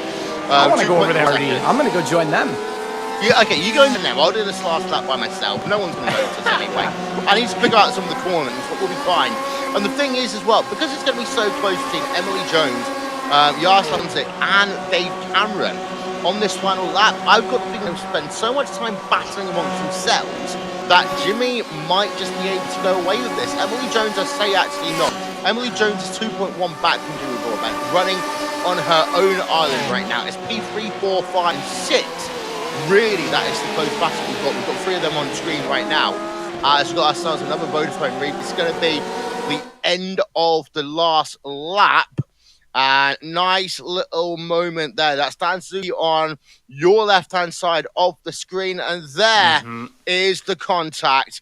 Dan Suzuki hard into the Armco barrier. And actually, that's one of the scariest places, I think, in all the motorsports to have an incident. It's just so fast. And yeah, you're absolutely right. I've heard some horror stories through there. Similar things. You just kind of trip over each other because it's so fast. You don't want to concede any of that speed. And you need to use the whole track and thread the needle. Like I say, it's so bumpy. You're setting up to get on hard on the brakes for the chicane for the GP track. And I think Dan Suzuki, he leaves a little bit more on the inside, probably still wins that in terms of the duel because he can hold the inside line, lift a little bit more, and then get the brakes done straighter and with more time to set up for it. But yeah, just a 2-in-1 situation, and I think both of them needed to be a little bit more careful in that position and be more aware of sort of not necessarily the rules of racing being side by side, but the way that the track flows. Those of you just joining us, don't forget we are less than half an hour away from our coverage of the Porsche Heuer Esports Supercup powered by iRacing. Immediately after this race, we've got ourselves the Boza post-race show and Tag Heuer countdown to green. So don't go anywhere if you're watching our coverage amongst Porsche and iRacing's social media channels. There is Jimmy Broadbent in the 00 car hard into the wall. That's Dave Cam. Yeah, he's gone. He's around. We can see that lovely blue going backwards, surrounded by the green. Thankfully, he's not up in the sky with it, but that is around and down. The man who won the first race and looked like he was on pace for this one has had a horrible last lap. I suppose started at the end of the first lap, but even still, it's been not the greatest circulation of the circuit for him. Don't forget what I said. He did get some damage from that incident. Absolutely. And on a track like this, don't forget, because that section of the racetrack is so high speed, you might be able to navigate through the slower sections of the racetrack, but all it takes is that cars come unbalanced once, and you're always going to be a passenger. It's a brutal place. The RSR especially with so much speed. I would rather be in the Cayman around here almost, because it's just a little more forgiving in that sense as we're going to look back at it. So this is coming up into corner names eluding me. Okay, so similar thing to what we saw actually in the first race from Dan Suzuki. A little bit of curve on the inside, but there's that camber change. It actually flicks you really hard. The rear end will start to snap, and he just, I think, partially that, but then opened up too much, got the curve, and then the tire up on the curve. Not a lot of grip, not a lot of weight on it. Hits the grass, and the obvious happens. So, yeah, around he went. That's actually coming out from Asphalt toward the X-Mule area of the circuit. I don't know exactly which corner it is, but and we're talking less than a foot or 30 centimeters. Oh, exactly. As we're just having a look then at the number 6 car, Game of Muscle, you got Matthew Backer just ahead. To put it in perspective, that's one of the places when they repave, similar to what they did through sort of Metzgefeld and the Kellenhard area, they'll actually resurface the underside because that camber change is actually a compression. And just driving there on tourist days, you'll see maybe 30% of the people lose the rear there a little bit and have to oversteer correct. Yeah. It's just one of those spots. That's more than a correction, I think, this time. That is going to be Game Muscle and Boosted Media involved in that one. Game Muscle and Boosted Media then. It's all over the place. And Emily Jones as well has had an off. Second time on the third lap that Emily Jones had herself an incident. And that means that, Honzik Emily Jones into the armco barrier. It's all gone off here on this last lap. I thought Borazov was going straight into her there. That camera angle did not look amazing. And now, actually, he's got to run. He might actually get past Yardi and get up to second place. He started this lap in 5th. You know what? Jimmy Broadbent's speed has just exploded. He's had 1,000 more people watching him in the last 10 minutes.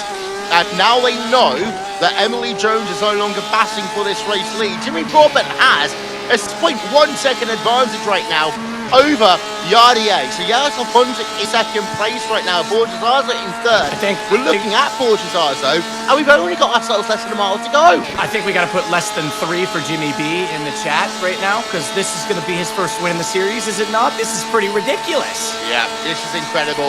And of course, at the toughest track of them all, it's a track that Jimmy Broadbent loves so much, and he's going to have arguably one of the most dominant victories of the season, side by side, Borjazazo and Jaroslav Honzik here. I want to see the reaction from Jimmy Broadbent as he comes across the line, which will be any moment now. A 5.3 second advantage. He's got himself just now basically a straightaway to go. The fist is in the air. Jimmy Broadbent, the winner in the Porsche All-Stars race at the Nürburgring, and that is pure emotion by Jimmy Broadbent, and he's done it, and what a victory for him there. And I'll tell you one thing, his social media fans are loving this right now. Yeah, absolutely. I think he's loving this right now. I think we all are, isn't it? Like, the guy that is just such a charismatic human, so humble, so much fun, puts so much effort into it, and gets away with his first win in the series, I think on a new PC this week as well, because did he not have some issues? Wow, this isn't done. Ducking and diving as we are to the line, and Emery will recover, or if you want to call it that, to, well, very distant 8th place. So that will have championship repercussions, because Dan Suzuki, oh no, he's actually further down. He had as much drama as she did, so that's unfortunate. But yeah, what a win for Jimmy. That's pretty sick. I literally cannot keep up with the stream chat going on right now. It is that quick, even I can't read it. But yeah, Emily Jones and Dan Suzuki both having incidences on one of these tracks where, you know, you might get one being able to get the advantage and they both have difficulties. That's going to be one of the talking points when we head ourselves over to Countdown to Green for the Porsche Tag Heuer Esports Supercup by iRacing, because that's the issue. You know, Sebastian Job, Josh Rogers, one might have a good day, one might have a bad day. Chances are, a track like this can both have a bad day so easily. Oh, absolutely. And sometimes, with PESC especially, the train that they're going to be running around this place, you can have a bad day because it was someone else's bad day. I mean, you can get caught up in an incident that you didn't have anything to do with around here. It's just so quick, so blind, and so little area to maneuver in those situations. Cyanide and Jimmy are friends. They're both under the same agency, but I think Cyanide might be trying to steal the thunder from Jimmy here right now, because Cyanide, you were definitely not the winner today. I saw that. Off the way on the podium there. Trying to steal Jimmy's thunder. Yeah, so Jimmy Broadbent, Borshazaza, Yaroslav Honzik, P1, 2, and 3. Pierre Oliver Valette, P4, Dave Cameron, P number 5. Backer, Jones, Malone, Suzuki, and Ford round out your top 10. The rest of those results coming through on your screen right now. I will say Super GT had a lot of people rooting for him coming in. Of course, he knows his tracks very well. He's going to be one driver that's going to be a little bit upset, I think, after his performance here today, because we did expect quite a lot from that guy. All right. Wow, changes again. The yellow line of doom has taken out one more. Heike can no longer win the championship. Yardier, Dan, Suzuki, and they're chasing Emery. That gap, I think, was 67 at the start of this race, or 64, so it didn't change much, really. Yeah, indeed so. So just 2 points difference. My maths is correct. Jardier still in the battle for the metaphorical championship, but Xavier Sanchez, Heike 360, we mentioned earlier, couldn't race today due to participating in the iRacing 12 Hours of Sebring. Wonderful look there down at the carousel. One of the most famous one of the most famous corners, shall we say, in the world. And you can see the elevation change there as well. We're gonna get ourselves some interviews in just a moment's time or so. Once Jimmy Broadbent is ready for us. But I will say one thing. Overall today, Matt, yes, more incidents, but we kind of expected that as we now welcome you to the Boza post-race show. Yeah, absolutely. We did expect a lot of incidents, and but what a place. I mean, even just doing a lap at this place in Sim is just so much fun, and it's one of those circuits that it's fun to just drive by yourself, get on there and go and challenge it. It's so cool to see close racing around here.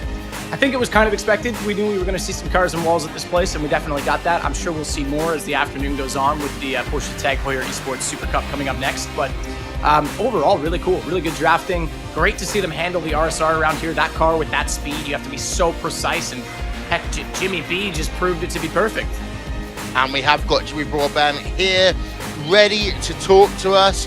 And, well, Jimmy, congratulations. That's all we can really say at that point. You had yourself a great run, especially in race number 2. You had yourself that race lead that you got down the Tossinger Hohe, and then from there, you never really looked back. Kind of unexpected, to be honest. It's always weird to look on your relative, and to be gapping Dan is something I've never really had before. But yeah, really a bit speechless. Any track to do it, I think here is the one that I wanted the most. So yeah, happy with that. Yeah. We're being asked by our director if you'd like to turn your attention 90 degrees to your right-hand side and give us a bit of a wave. There we are. We've got a wave at the very least there. Of course, multitasking at the same time. But this, we know, Jimmy, is one of your favourite racetracks. We know how much you love this track. We've seen you do so many streams at this track in various cars and various things over the years. How does it feel to win your first race in the Porsche All-Star Series at this track? I feel like if I didn't win, then like maybe all those races I've done in the past all those laps might have gone to kind of waste a little bit, really. But yeah, it's always special to win here because it's not an easy track, especially in this car. It's a very stiff setup we have, so you've probably seen a few people touch curbs and then find themselves getting introduced into their good mate, Mr. Barrier, and we saw a lot of that going on. So it was really tricky getting used to the car around here, but once you get with it just flows. It was so nice. So yeah, perfect storm. And you've got, coming up next in the series, of course, a track where it has another sentimental feel to you. We're going to Circuit de la Sarthe, and I was just saying on the stream how emotional it was seeing you getting that 24-hour victory there, not so long ago. You're going to another track that you love. And again, is it the RSR that you feel is giving you a bit more of an advantage in these couple of racetracks? Yeah, I think I gel more with the RSR because it's got a bit of downforce. I'm one of these people that are rubbish in most things that haven't got big wings on. So this has the most downforce coming across so far. So I'm a bit better in it. But you can always see even now, even in this car, under heavy braking, that the rest of the guys tend to do a bit better than I do. But I think that in the fast stuff, I kind of make up a bit in the downforce bits. So, but the thing is, I'm on that like Circuit de la Sarthe. It's just a big straight line, isn't it? So got to be careful there. Pretty much. And of course, by winning this race, you get some credits to give out to your amazing community. I was watching it and watching your community on that final lap. Any plans on how you're going to give away that prize money to your community? I didn't even know I got any. This is how unused I am to winning. Nice. I don't know. I'll figure something out. That's really cool. I'm happy with that. Yeah. Well, in the meanwhile, Jimmy Broadbent, double O car victory. Congratulations, winning here today at the Nordschleife. It's always nice to give some good news to someone, Matt. And now Jimmy realizes, yep, you've got some money to give to your community, not for himself. Yeah, absolutely. Maybe he should have been winning more. No, I'm kidding. That's awesome to see Jimmy do so well today. And really, really good result. Very fun race to watch. And I can only imagine the eruption in his YouTube chat and whatnot during that race. So very, very cool. But man, someone who snuck through under the radar of that race, benefited from positions. Yardier is with us, Will. He is. Hey, hello. Hello. Hello. Are you doing the interview or am I doing an interview? You go ahead. Well, I guess I'm on camera, so I'll start and maybe we can pass to you. Okay. But speaking of passes, Yardier, bit of drafting going on, some contact in front of you. Did you just hold your breath and hang on for some of those? Yes, in both of the races. Like, especially in the first race, I don't know what was happening, but in the first lap, I was struggling so hard. I feel like I crashed like 4 times, almost. And in the second race, I took like completely different approach, and I was like way more careful and very patient, I would say. I was very, very careful there, and it actually worked. Yeah, very nicely. I think I could have. I'm kind of sad and happy at the same time because like the second position and third position is super awesome on Nordschleife, especially my favorite track. But I was really sad there with Emily crashing in front of me. I had to slow down so much, and Boria got me there. So I was kind of gutted in the last few corners. Yeah, I mean, it was the drama of it, but you're right. I mean, It was a heck of a race. What's the deal? Are you moving into an apartment? You've had these boxes behind you for a while right now. Are you moving? Are you coming? You going? What's the deal? No, that's basically some new stuff I ordered and got, and I'm basically putting some stuff for my followers in and sending it away. Oh, cool. Very cool. Wicked. I'm going to go follow you now. Sorry for the mess. We were just wondering. Maybe he was like moving up in the world. We're like, oh, this guy's going to be in a new house eventually. Like, very cool. Well, I mean, you said it's your favorite track, but it's not an easy one. How much preparation did you have in this car? 2 days ago, I did like a half an hour practice, and today the whole qualification. I know the track inside out. It's like, but it was my first time ever driving in iRacing, so I must say it was really challenging. It's always different. Yeah, different physics from game to game and slightly different scanning. So it's perspective, camera, whatever it is, but it's always a little different. Are you ready for Circuit de la Sarthe? Because right now you're one of 3 people that still statistically could win the championship. I'm curious. I mean, I have done 2 or 3 24-hour races in Le Mans in iRacing, but it's a slow down heaven in those 2 chicanes on Mulsanne. So I don't know what to expect. I think it's going to be mess because there's going to be 4 or 5 cars going wide in the first lap. So let's just try to stay away from the trouble and survive. Yeah, well, you survived today. Well done to come through the field. That was pretty exciting to watch. Thank you. Well, that was fun. I've got one more question for you, by the way, before you disappear, Yari. You talk about the 30 minutes practice that you had. That's basically an out lap, a fast lap, and an in lap.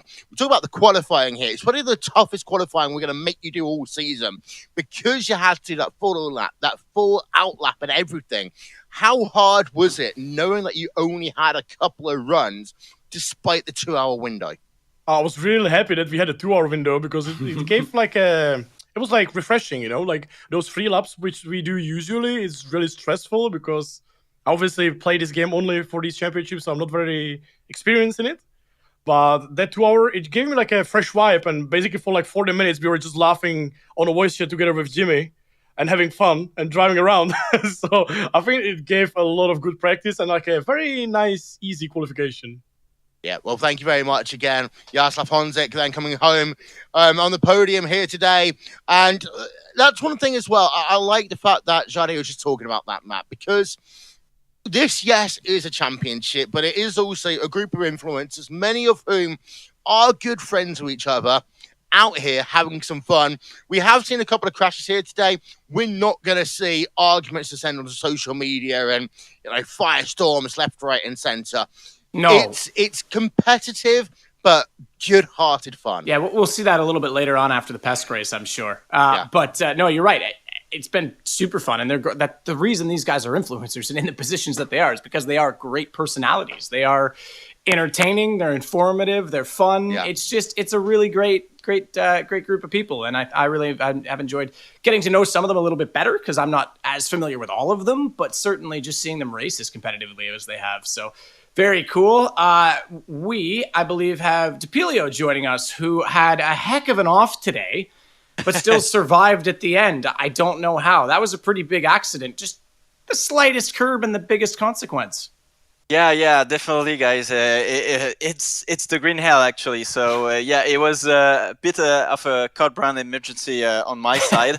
I don't know how I saved it, but I did. It is really tricky with the 911 RSR especially on the green hell, because the curbs are so high that if you touch just a little bit the curb, then you can just go off and go into the wall. So it was tricky, but at the end of the day, I think I did P5 and P4, which is absolutely great. So it was tough. I mean, considering the drama, to recover back to P4 is incredible. But like you said, Green Hell, there's a lot of incidents for everyone. Is this a circuit you rank? Do you actually feel comfortable here? Because I feel like even though I love it, I'm never comfortable per se. But I should say that I'm pretty comfortable because I really liked the Nordschleife, especially after the carousel section.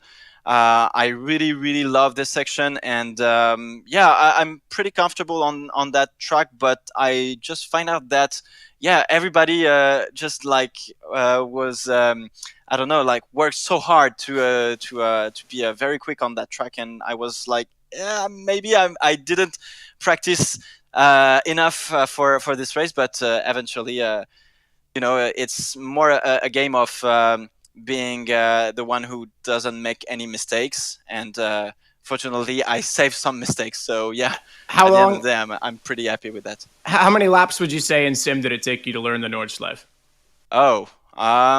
Not that much, actually. Really? I think like maybe maybe 50 50 laps. I was like 1,000, so you did pretty good if it's 50 laps. So that's pretty impressive. You've already beat me on what your favorite section is, but do you remember what your first car that you drove around it was in sim? That's actually a good question. Maybe the 911 Cup, actually. I think that was the first one on iRacing, definitely. Yeah, and you picked the hardest one first. Sorry, what? You picked the hardest one first.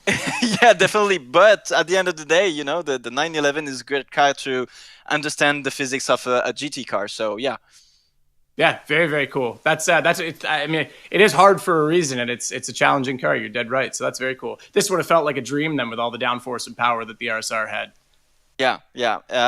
It's always especially a bit tricky, to be confident in the aerodynamics of those cars, because the more you go faster, the more you have downforce and the more you have grip. So it's always a bit tricky to have that kind of stuff in your head. Perfect. Well, hey, great job. And you survived, you got through, you get some points, and we move to Le Mans next week. Yeah, definitely. Thanks, guys. Talking about survival, Matt, I can't believe it. I managed to do 6 laps of the Nordschleife, and somehow act as though I kind of know what I'm talking about. I did. We've done it. What do you mean act? That's all I ever do. Well, yeah, we bend. By the way, we do have to come up with a name when we go to Le Mans in a couple of weeks' time for that first chicane, because I'm not going what its official name is right now. I'm sure we'll get into a lot of trouble. We welcome you away to the quad box. Got Corey Maddock, Paul Smith joining myself, and Matt, as we are counting ourselves down to green for the Porsche Heuer Esports Supercup. And Paul, let's just jump straight in at the deep end. It was that close for Joshua Rogers being one step closer to the championship. Over the last week or so, Sebastian Job had himself initially a qualifying ban overturned on appeal, and Sebastian Job is just about still in on the championship. Yeah, so I mean, Sebastian was expecting to receive a qualifying ban when we spoke to him last time out. So yeah, he's won the appeal. He's on a knife edge here. He's got to be careful. And this circuit, it's so difficult to overtake here that qualifying will be crucial. To be able to get yourself in that top 6 to 8 drivers. So you've really got to see how he performs here. But he needs a big week. He needs Joshua Rogers to lose a ton of points today. And Connery, we talk about the upcoming racetracks, and in own series, the Nordschleife, Circuit de la Monza, could each be classified as a bogey track because there's so much that can go on and so much that can change just literally like that. But we've got them one after the other. The top of the championship is one thing. The bottom, that top 20 consistency more than ever is going to be so vital because one bad race could be the difference between being in 2022 and being out. And it might also cause the championship to swing a little bit more as well, as we'll get the points up here. Joshua Rogers, 99 points ahead of Sebastian Job. That has come down by quite a margin, at least the gap between Rogers and Job. So Job, like you said, still very much within a championship fight, but you're absolutely right about these final tracks of the season. There are tracks that are raced completely differently to your standard circuits in very different ways. Of course, we can talk about the Nürburgring all day long, and we will throughout this broadcast, but you also got Circuit of the Saab, big draft track there as well. And then you got Monza, which is famous for its slipstreaming and keeping the packs together. So it's going to be an absolutely crazy end to the season, and you're right, it's just keeping out of trouble is going to really pay off for any of these drivers that are able to do that. Joshua Rogers, though, especially, because remember, last season, this very same racetrack, contact with Max Benecker basically sealed his hopes in terms of a championship in that year. Yeah, there's one driver just at the bottom of the top 20, Martin Kroenke, a multiple-time world champion on iRacing, who, Matt, looking as though he might have to pull his socks up and get a bit lucky in these last couple of rounds of the championship. Yeah, absolutely. There's a lot of stuff going on in terms of the top 20 right now because, again, that's the requalification spot. The yellow line, again, just as we had at the All-Star race, that's who's still mathematically and statistically possible or has a chance of winning the championship. But let's be honest, we know it's between a few drivers at the top with the consistency of these guys. But the top 20 is another battle we have to start looking at and really focus on because there's some big names, very, very skilled names that are on that bubble right now. Yeah, indeed so. And it's worth noting that after this race, basically there's only going to be 170 points left and open for opportunities in the championship. So basically, the way things look, we could be looking at a 5-horse race in the championship once we're said and done here at the Nürburgring Nordschleife. We would like to say thank you very much to you for watching coverage of the Porsche All-Stars race, of course, the Boza post-race show, and Tag Heuer Countdown to Green. For more information about the Porsche Tag Heuer Esports Supercup, you can check out iRacing.com/Supercup and go to iRacing.com right now as well to figure out how you might become a new member on iRacing and experience the excitement that is sim racing. Paul Smith and Matt Trevette are coming up next with the Porsche Tag Heuer Esports Supercup.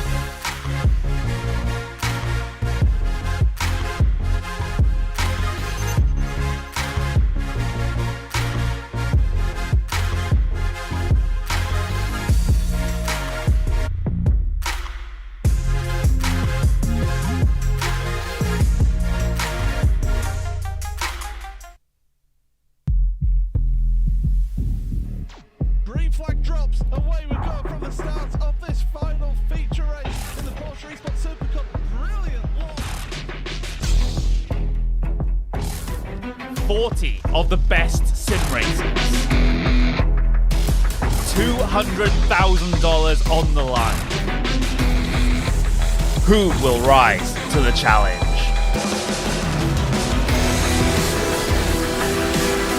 This is Racing for Immortality. This is esports personified.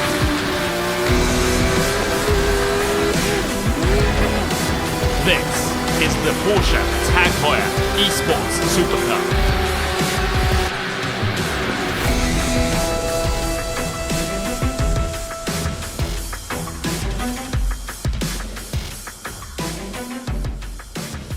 The great Jackie Stewart coined the phrase the green hell, and well, it accurately describes what this track can be like. Hello everybody, welcome along to the Porsche Heuer Esports Supercup by iRacing, and it's round number 8 of the championship. We're nearly at the end of the series, and what a tremendous season it has been so far. Paul Smith and Matt Trivett here for you for all the coverage of the sprint race and the feature race here today. And Matt, we just saw tremendous action from the All-Stars. Now the professionals, the esports professionals, get out there and get the chance to try and set themselves onto a path of glory. Yeah, absolutely. A glorious place to be indeed. And in this car, at this track, this many drivers, this much skill, it's going to be a spectacle. It's going to be incredible to watch these guys not only navigate the circuit and thread the needle around this place, but battle with each other in doing so. And man, oh man, qualifying could not be more important. Not only is it's again, the length is similar, but shorter amount of laps, but it's so hard to pass here. And because of the nature of the circuit, how blind it is, how punishing it is, you might come flying over the crest and suddenly there's 3 cars blocking the track in front of you due to an incident. So yeah, further up the order you are, the better you are off today. Yeah, absolutely. You want to get yourself into that maybe top 6, top 8 in qualifying to be able to get yourself the best part of get yourself into that fight for the win. Of course, don't forget, if you do want to join us on iRacing, check out iRacing.com, start your career here on iRacing, because remember, every day is a race day here on iRacing. I personally race on iRacing myself, so you may end up fighting against me on track, although if that's the case, give me a wide berth, will you please? But these drivers, they're committed, they're professional, they get to put in hours and hours around this track. I mean, we get to see the track map here. A tremendous circuit and a tremendous challenge for these drivers. It's a tremendous challenge for any driver anywhere in the world, doesn't matter who you are. There's a reason legends are born here and live here and can exist here. Sabine Schmidt's a perfect example. That girl obviously passed away recently, but she was phenomenal around this place and faster than probably some Formula One world champions would be on this track. I mean, this is a whole characteristic unto itself. That's why it has its own racing license. That's why to race in its respective series, or the Nürburgring 24-hour, it's now the NLS. It's no longer the formerly the, what was it called before? I can't remember. VLN, thank you. You have to come to an RCN race. Doesn't matter if you're a world champion or not. You still have to get qualification for this track because of how difficult it is.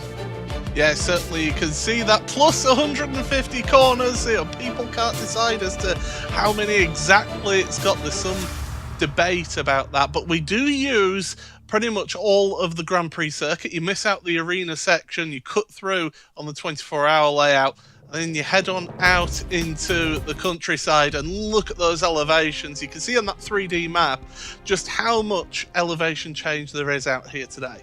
Yeah, tons. It's such a cool spot. I mean, again, this place, I mentioned it in the All-Star Series, 1927 was built because there wasn't employment in this region and they were trying to give it a boost. And it literally runs through about 3 to 4 different towns. Moospith's on the front straight. Then you got the town of Nürburgring where the castle is next door. You've got Adenau. There's a couple other towns I can't even name that go there.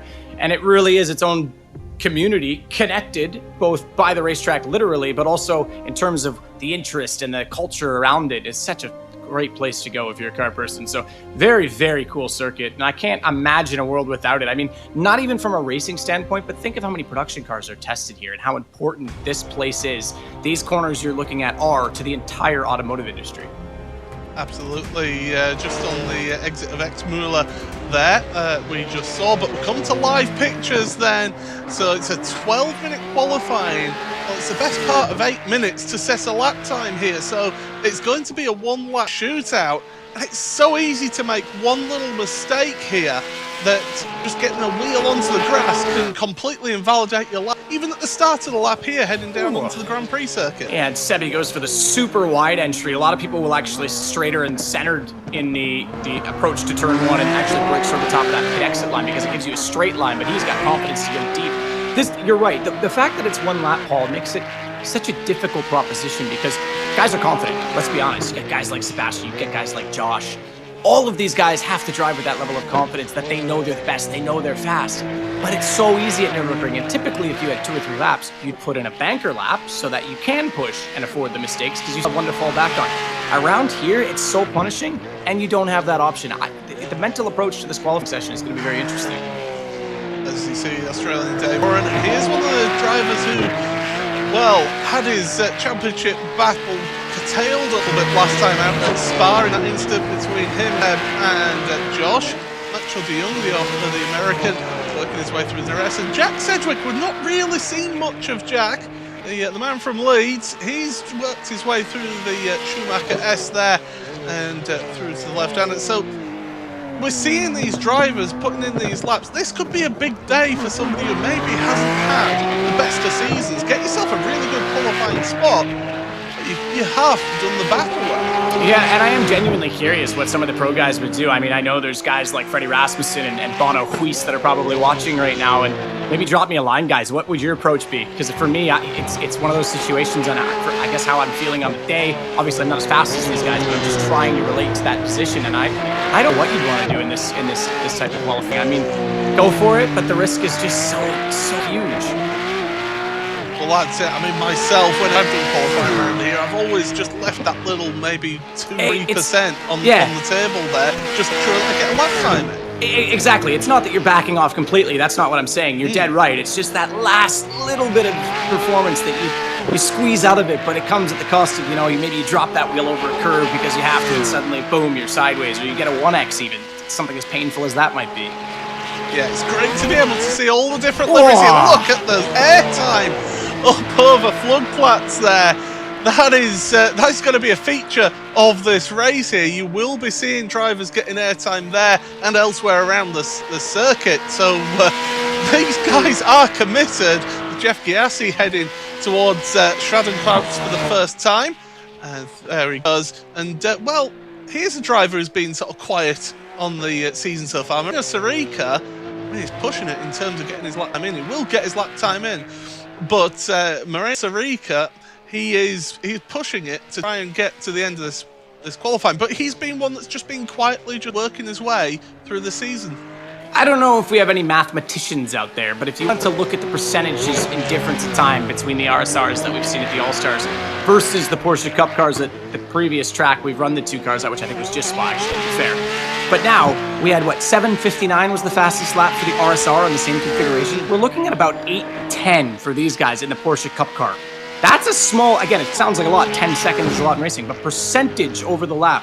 That's how fast these guys are in these Porsche Cup cars. They could probably beat me in a Porsche Cup car if I was in the RSR right now in iRacing. Like, that's ridiculous. Yeah, you saw the inch perfect. I say that and desperately, I say that desperately hoping that's not true, but I don't actually know. So I think I'd be about 8.5, maybe 9 minutes around this track in this car. But there you go. You were seeing this. I was mentioning Johan Hart was absolutely inch perfect on getting his line right up to the white line, not touching the grass. Toivonen, another drive, the Finn is working his way through, avoiding those curbs. He could only hit a couple of these curbs around this first section of the lap. Here's one right here. Yeah, Hotzenbach. And the reason I cut you off, sorry, I just want to point that out because you heard Jimmy Broadbent say the setup that they're using is quite safe. That curb previously is the one that actually doesn't make that much difference for pace. In the rain, they use it here because it hooks the car a bit. But these cars are a little bit softer than the RSR, so I think, and without that rear diffuser, they'll get away with more curb. That, and also the fact that these drivers, they get to play with their setups. They will have spent that's about 2 weeks on the subs here, trying to get everything dialed into where they feel comfortable, as plunging down into compression and then up towards Adenauer Forest is Daniel Lafuente.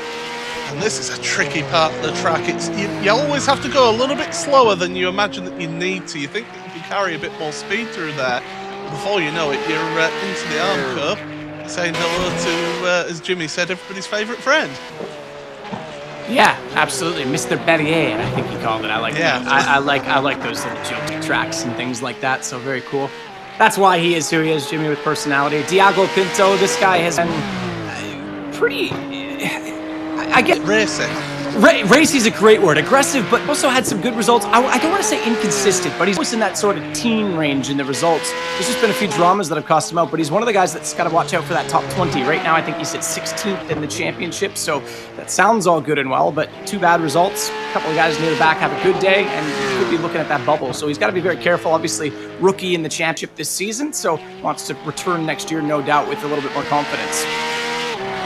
So run through Salva Talons is plunging downhill here in the sunshine. You saw on that previous shot Joshua Rogers in the shade. The dynamic skies here on iRacing, meaning that parts of the track and seas just going into shade now as Talons. So the cloud cover moves across the track, and with it being such a big circuit, it's a real shame we don't rain, because if you had rain, it could be raining on just a quarter of the circuit here, and it would be all sorts of chaos.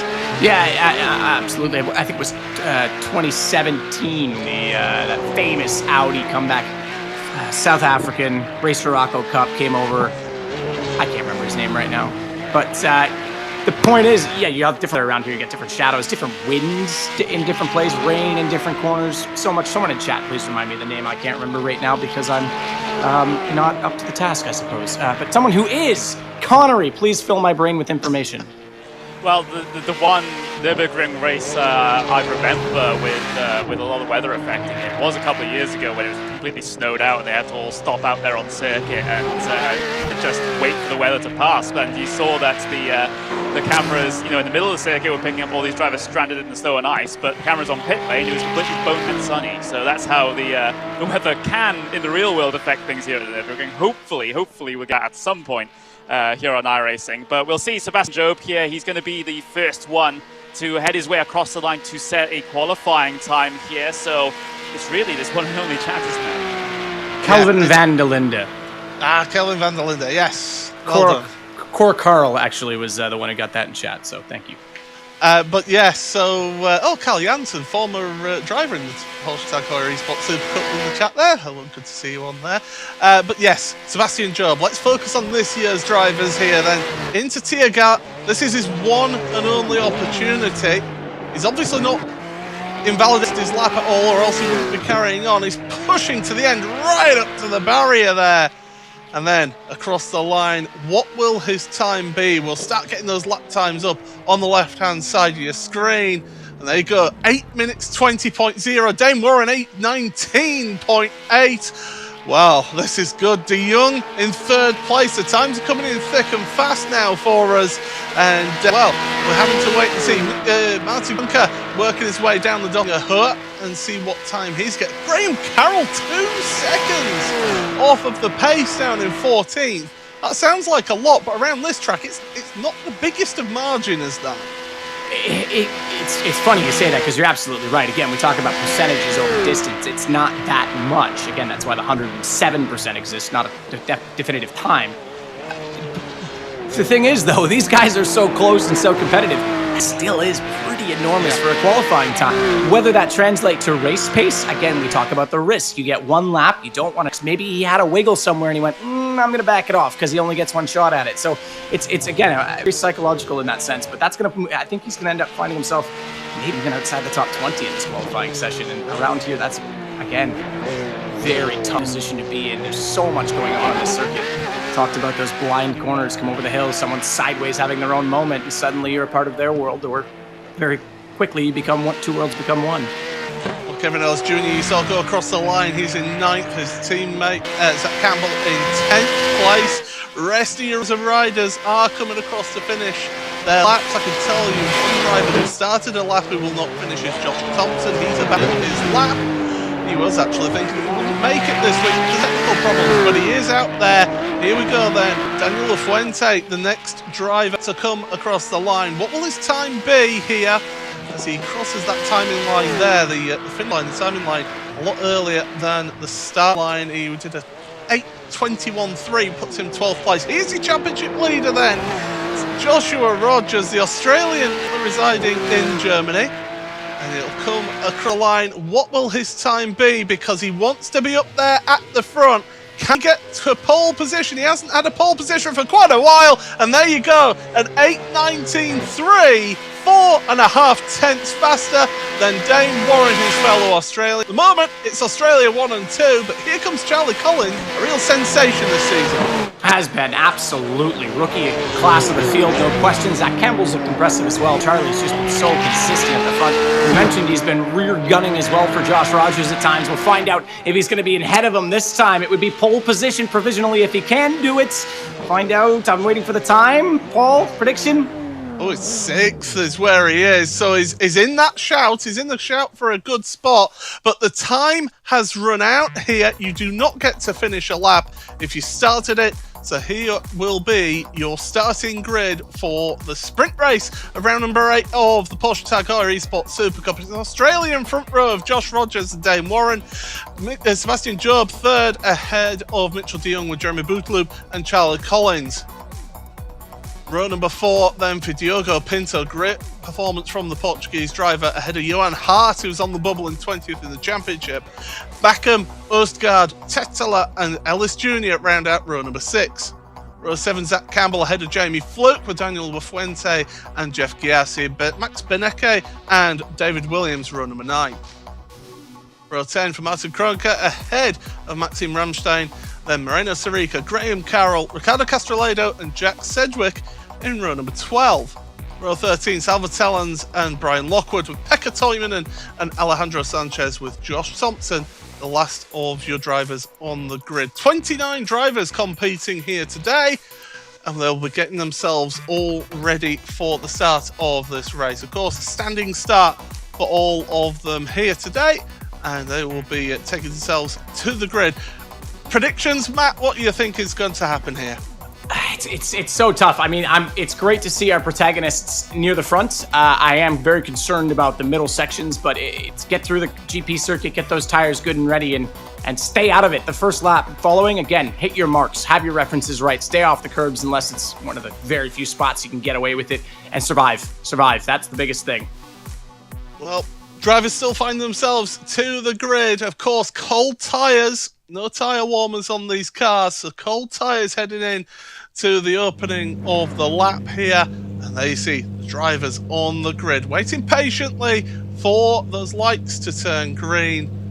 We're getting all set then for round number 8 of the Porsche Tag Heuer Esports Supercup. The revs rise here at the Nürburgring.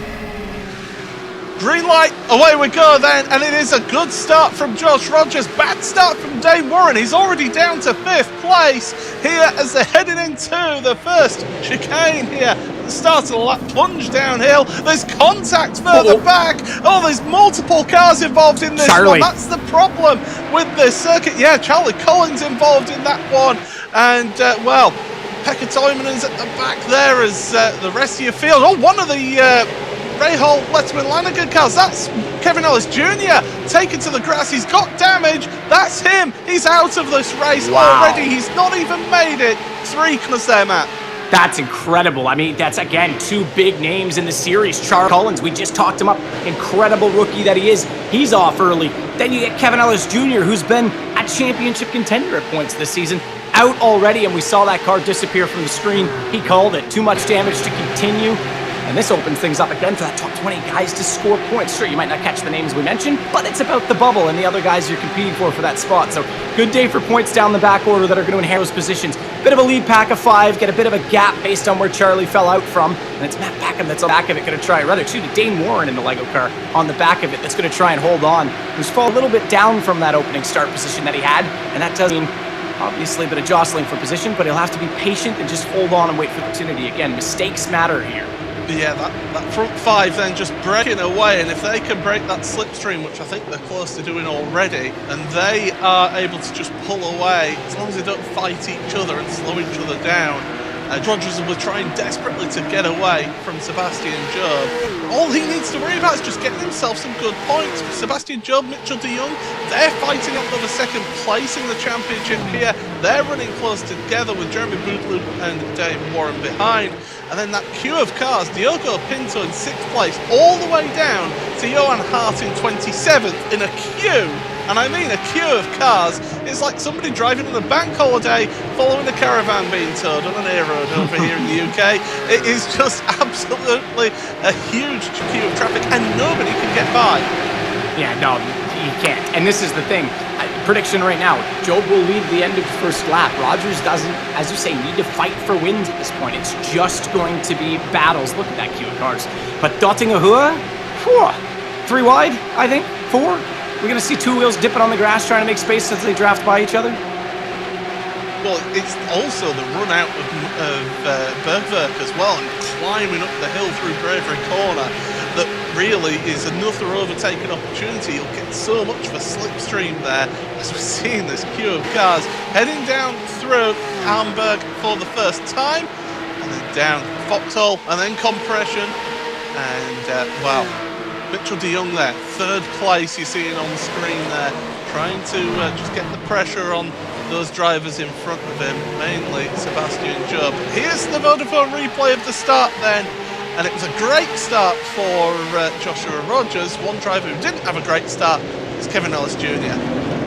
Yeah, I mean, initial getaway was fine. It was just the drama a little bit later on, and there it is. He gets caught up in it. The spin from Mullins causes a bit of a backlog, and then he just chased it from there. He tapped around, I think, just after the arena section, went off hard, and too much damage, called it a day. And you can also see Dane Warren, who started near the front, had a horrible drop of the clutch, and was just a bog off the start. So everyone swamped by him, and yeah, that leaves him, as we said, 5th place at this point. Still that gap from the front 5 back, which was a kind of a concertina of that first incident. But you mentioned breaking the draft. That's certainly one thing toward Dottingahua, but right now you can actually, because of the training effect and the fact that if I'm certainly Diago Pinto, who's got clear vision, and you start to really build momentum, you can catch those guys pretty quick in this track. Yeah, if you've got sight of those corners, we heard about from the drivers at Montreal, didn't we? Yeah. How they were saying it's better to actually have a little bit of a gap there to be able to get your markers and get your apexes. Yeah, one of the tricks that you can do in that situation, certainly in sim as well, where it's kind of hard to read peripherals at times. VR is obviously making that better as it develops, but you can lift a little bit more going into a corner per se that's a high-speed corner, and then get back on the throttle being accurate a little bit earlier and use the draft to your advantage in that way. So you do have to lose margins. You do have to change your driving style in those situations. Montreal's lethal, especially the last chicane, because of the speed and how accurate you have to be through there. But Nürburgring's not quite that extent of speed, but it's just how punishing a small wheel off can be here. As we look at there, Jamie Fluke, he's currently finding himself in 9th place, running through in this queue of traffic behind Diogo Pinto, Tommy Erskard, Matt Backham in front of him, and behind him Thomas Tetela and Zach Campbell. Zach Campbell's got a real run up the hill in towards Bravery. Carries so much speed there. Careful the exit there, because yeah, there's a little bit of sort of concrete on the outside, but get too far wide, you end up in the barrier, and it just catches you out so easily through Bravery Corner. Right now, Fluke holding on to his place at the moment in 9th. Yeah, it is a corner that is a commitment corner, no question about it. You always think you can do it a little bit faster than you can too, which is why it gets the name. But carousel for the first time, cars will be clapping our back end scrapes along each separation in the concrete. Some people love it, some people hate it. I'm a fan of it. I think it's kind of a cool characteristic. And then it's into what I think is the best flowing section of the track. The last sector is just brilliant, and you just such a great feel to it, such good rhythm. Bit of curb you can use, but yeah, just attack mode from here on, Connery. Yeah, absolutely. Maybe at the very front of this field, but they're seemingly a little bit different in mid-pack, though. We heard Zach Campbell on the radio just saying that he's very comfortable sitting in that 11th place right now, for example. And I think that's a feeling that's echoed up and down the grid at the moment, at least for those mid-pack and back, because they do not want to basically bin it here on the first lap. So they're playing things rather conservatively down through the order just to get this lap under their belt and then maybe go flying a little bit later on. But things remain to be rather close at the very front, I gotta say. Yes, thank you very much, Connor. Yeah, that's great thoughts from here. Here's another place where you're going to see the cars taking off. You hit the brakes before that jump, let go of the brakes over the jump, and then hit the brakes again. It depends on the car, and I would love to see telemetry, because then you lift before the jump and then brake as soon as you get the compression. And I would be questioning, some might be brave enough to try and go for that. Generally speaking, you're right, and I would recommend braking before. Definitely brake before. But there are some people, certain cars, that you can actually lift, roll the jump, and then brake with the compression to load the tire a bit. So there's a few tactics there that can work, absolutely, but it's a very cool part of the track. Very scary the first time you go through it, no question. And then now we get ready for the draft. It's going to be the battle. Yeah, through the Kleiner carousel, then into Cops for the first time here, and Sebastian Job has been able to keep himself in the slipstream here, down the Dottinger Hut for the first time. You're going to see people maybe lifting off the throttles, and Josh Rogers trying to break the draft here down the Dottinger Hut, heading towards. This is cheeky. Well, it is and it isn't. It's expected. It's not the weaving. It's that Sebastian could draft this right now if he wanted to, and I don't know that he wants to. Watch this. Here's the tell.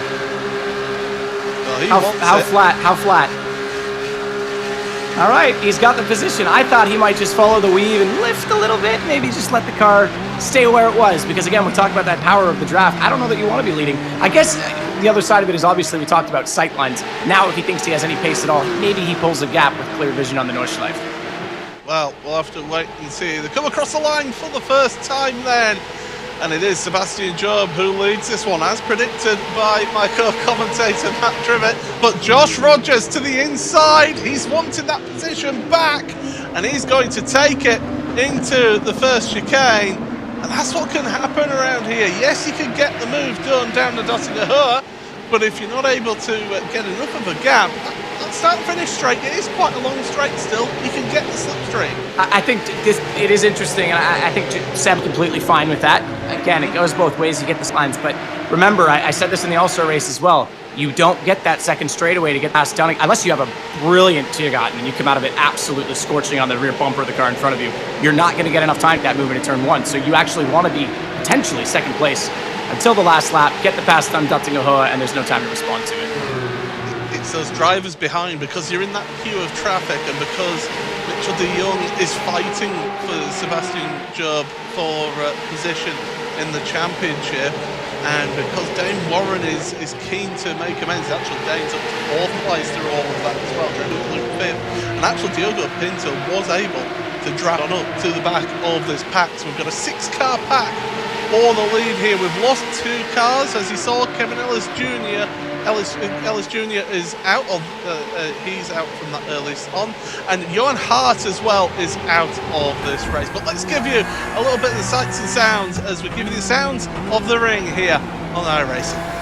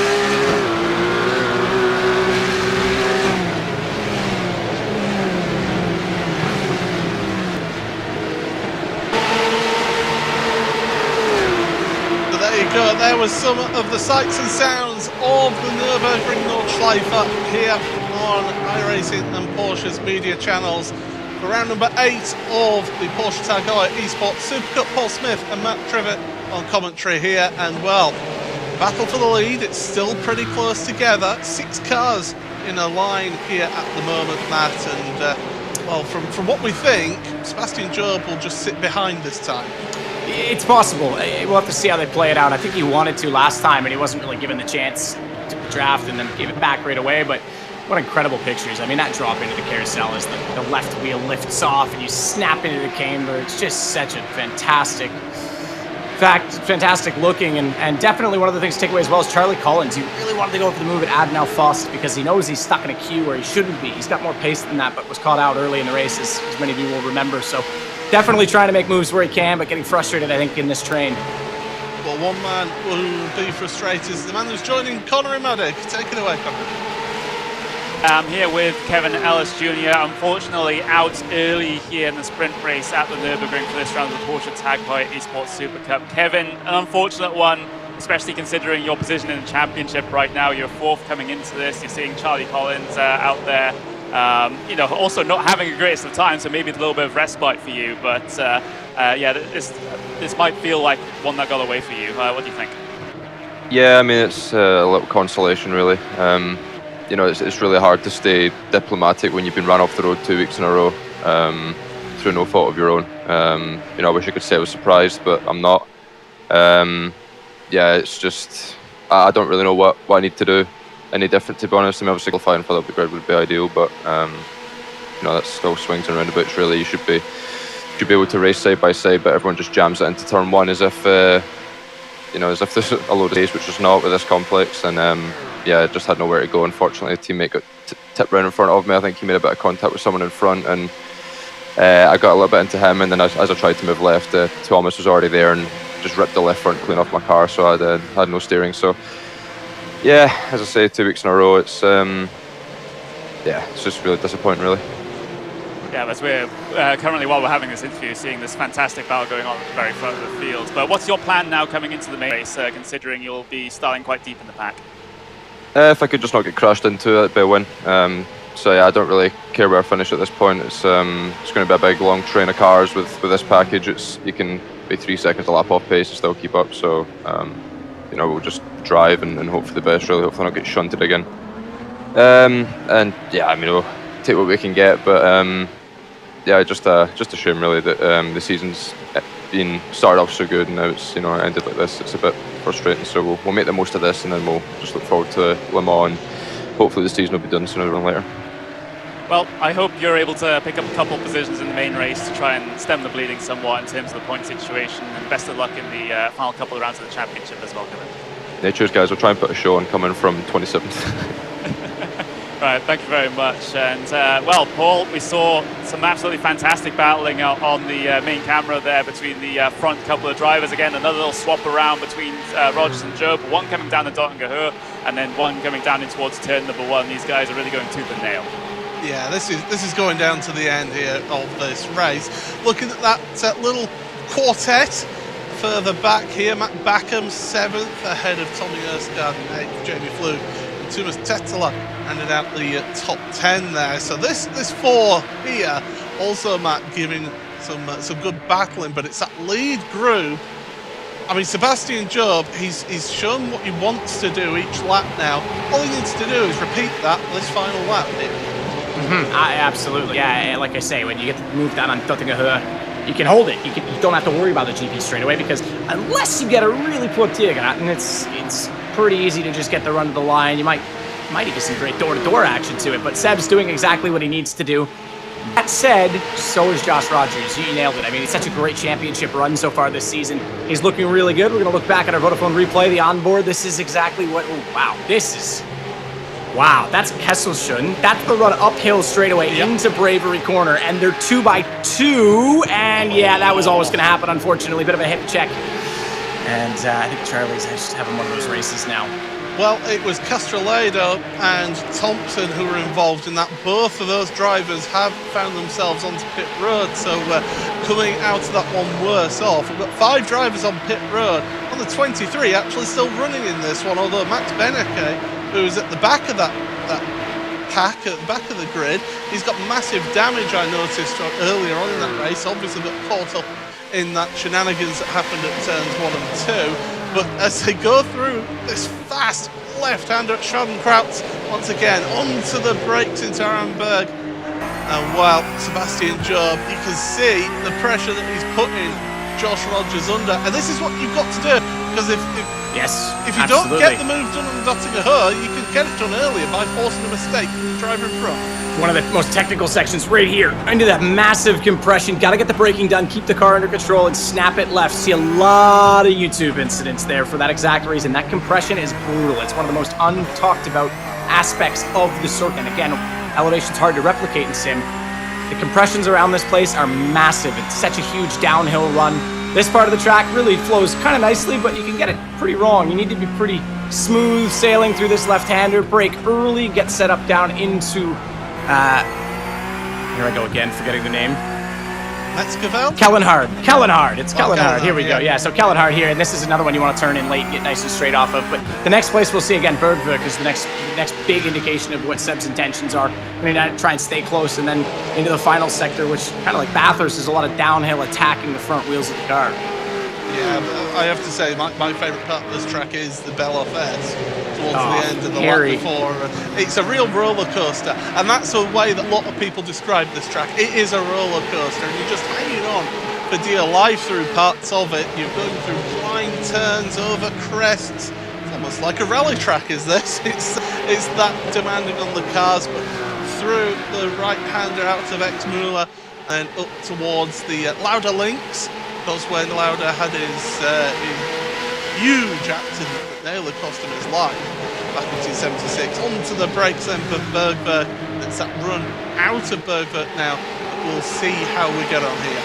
Yeah, super steep uphill. Mitchie's actually going to put Seb under a bit of pressure as well. Draft certainly will matter.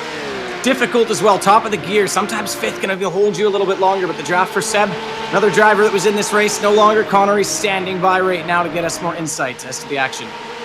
Yeah, I'm standing by with Brian Lockwood just very, very quickly. Brian, unfortunate race for you. You were able to avoid all the shenanigans that was going on in the first lap, but unfortunately a solo car incident in the second lap has put you out of the event. How you feel? Yeah, you never want to see a mistake like that, so not great. The goal of this race was just to do what I could. This isn't a strong track for me. I didn't get as much prep as I would have liked. So the goal is certainly just to survive, and I was on my way to doing that until, of course, the mistake. But I'm working on learning from it, exploring what lines were not so efficient, where I can improve, and looking to have a better run in the future. Yeah, we're definitely hoping for that. Do you have any overall strategy for race number 2, or is it just going to be trying to pick your way through people having incidents? Yeah, certainly just don't get into any trouble. There's, I think, not so much to gain and a lot to lose by being really aggressive here. So strategy is just going to be there when the opportunity presents itself, and hopefully we'll make it pretty far.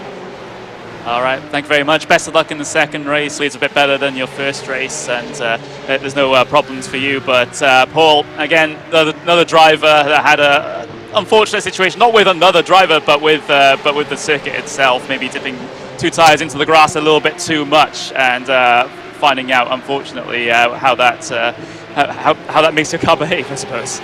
Yeah, it's not nice when you get it wrong here. It bites back, does this circuit. But now these drivers at the front of your field: Josh Rogers, Sebastian Job, Mitchell de Jong, Dane Warren, Jeremy Bootloop, and Diogo Pinto, all top 6 here in a line. Although Bootloop and Pinto falling back. Here's the bell office. Here's just a real roller coaster through. Using the curbs with Sebastian Job. That's a little bit brave through there. Throw it into the right-hander here. You can carry more speed than you expect through that right-hander. Then the left, and then the carousel. And if you're not careful on those curbs, you can end up acting like a toboggan and just going for a ride Sebastian Job is just a little bit further back, but that can sometimes be ideal for you onto the dotting hook. Yeah, he's still close enough to get the draft. No question he'll catch Rogers. Good run through the final corner, but it also means Mitch is on him, which means I think Mitchell de Jong might be in a perfect position here because Sebastian, if he doesn't catch Josh fast enough, Mitch is going to be all over it. This is going to be tight. They're going to get to the gantry, or rather the bridge, excuse me, and he's not going to have the move done. I think Josh might have done just enough. I think Seb lost just a little too much in the final section. Well, he's gaining fast, but so too is Mitchell de Jong getting the double draft. Josh Rogers goes defensive, going 3 wide underneath the Bilstein Bridge, are we? This is sensational. Sebastian Job to the head of the field. Mitchell de Jong second, but he's keeping a nose there. They're ever so close as they're headed into Tiergarten for the final time in this sprint race. And my goodness, what bravery and brilliant display from the drivers. Look what that means to Sebastian Job. He's delighted with that. It's a win in the sprint race here in the Porsche Heuer Esports Supercup. And Mitchell de Jong, second place. Wow, what a finish. That was strategic. I mean, I think that relief says it all. I think that gap, now that I see it, was intentional. I think he knew if he could get enough of a run, and it happened late. I said the bridge was the cutoff point for where the move needed to be finished, and I think Seb knew he was still in the draft. It would keep him just fast enough to stay out of Mitch's line of fire, and he timed that to perfection. That could have been very costly if he was even just a half car length further back. And if he's too soon, he goes early, Mitch goes with him, and then Mitch makes the move by the bridge. So that was a very, very smart move by Seb to leave the gap that he did. Well, here we go then. Here is your results of that sprint race in round number 8 of the Porsche Heuer Esports Supercup. And it was Sebastian Job who won the race here. But first, actually, we're going to get a look at this on the Vodafone replay once again. And look at that. Job was on the grass on the exit. And, well, got the run. And he's following that draft like it's his life depends on it. And it's going 3 wide here, Matt. This is great driving from all 3 drivers. Yeah, I mean, this is perfect. Like I say, bridge is the cutoff, especially if they're going to go 3 wide. Seb has to make a decision, decides for the inside. That is narrow margin, especially when you consider its teammates beside him. And Mitch is trying not to lose any momentum. Josh is just a sitting duck in that situation. Now, the good news, like you say, is Josh just needs good points. 3rd place is still fantastic, but that moment, Mitch was very wise to get out of the throttle when he did, and that's good racing between the two of them. Absolutely had to, no question, but some people might get stubborn there, and he conceded where he had to. Seb gets away with it. Brilliant drive. That was sensational. Brilliant finish to the race there across the line. So it is Sebastian Job who won that race by 0.29 of a second then in the end, ahead of the American Mitchell de Jong. There you go, there's your results, with Joshua Rogers having been on pole position and leading all the way through, finishing in 3rd. Dane Warren and Jeremy Boudloup 4th and 5th, with Yogo Pinto in 6th. Matt Backup, Tommy Erstgaard, Jamie Flug and Daniel Fuente round out your top 10. Zach Campbell, Jeff Chiassi, David Williams, Martin Kronke, Graham Carroll, not a great result for him in 15th. Moreno Sarica, Charlie Collins will be gutted about that, getting caught up in the incident at the start. Salva Talens, Jack Sedgwick and Maxim Ramstein rounding out the top 20. And then the last 2 finishers were Pekka Toivonen and Max Benecke. Everyone else did not finish that race there. That was absolutely sensational. And look at that cut-off line for the championship. It is rising further and further up the standings. So Sebastian Job, after all of that, has gained 1 point after qualifying in the first race. Absolutely. I mean, it's just incredible the lead that Josh Rogers has, but now it's down to 8. 220 is the last remaining statistical mathematic number to be achieved if you had a perfect rest of the season. So it's anyone outside of that. Graham Carroll, the first of which at 224 down, can't make it anymore, but that's a massive lead. Can't win the championship today, Josh Rogers, because obviously it's 85 points maximum for each respective weekend, and we've got 2 of those to go, so that gap's a little larger, but he can definitely put him in a position to win this on round 9. Yeah, absolutely. Let's have another look then down. And this is from Dane Warren, who had the perfect seat here to see what was happening in front. The Australian then, following the wheel tracks of Josh Rogers, Sebastian Job and Mitchell de Jong as they weave their way down the Dottinger Heuer.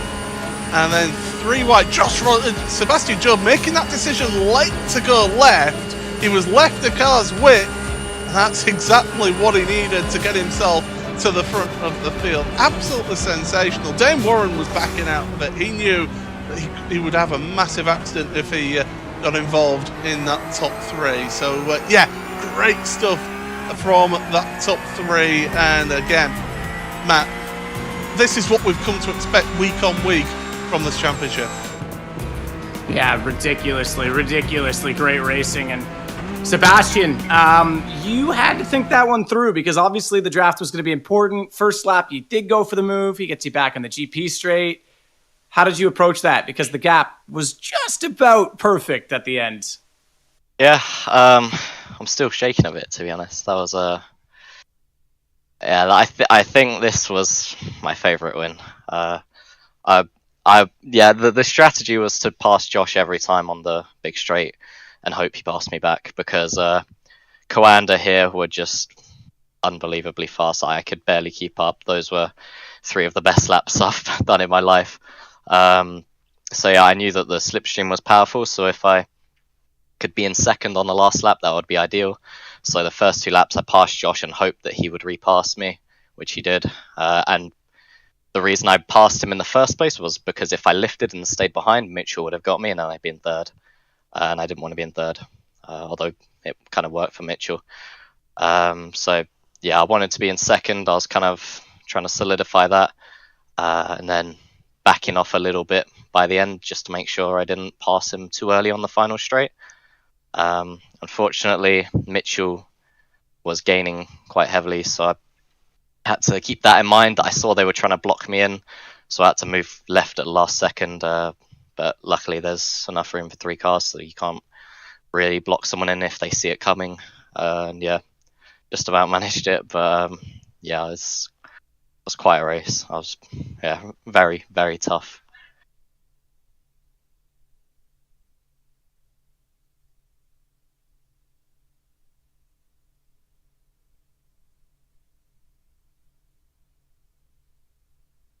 So, well, I'm afraid we'll have to leave it there from Sebastian. That was the race 1 winner. But let's head on over to a quick break because right next will be the feature race of round number 8 of the Porsche Tag Heuer Esports Supercup.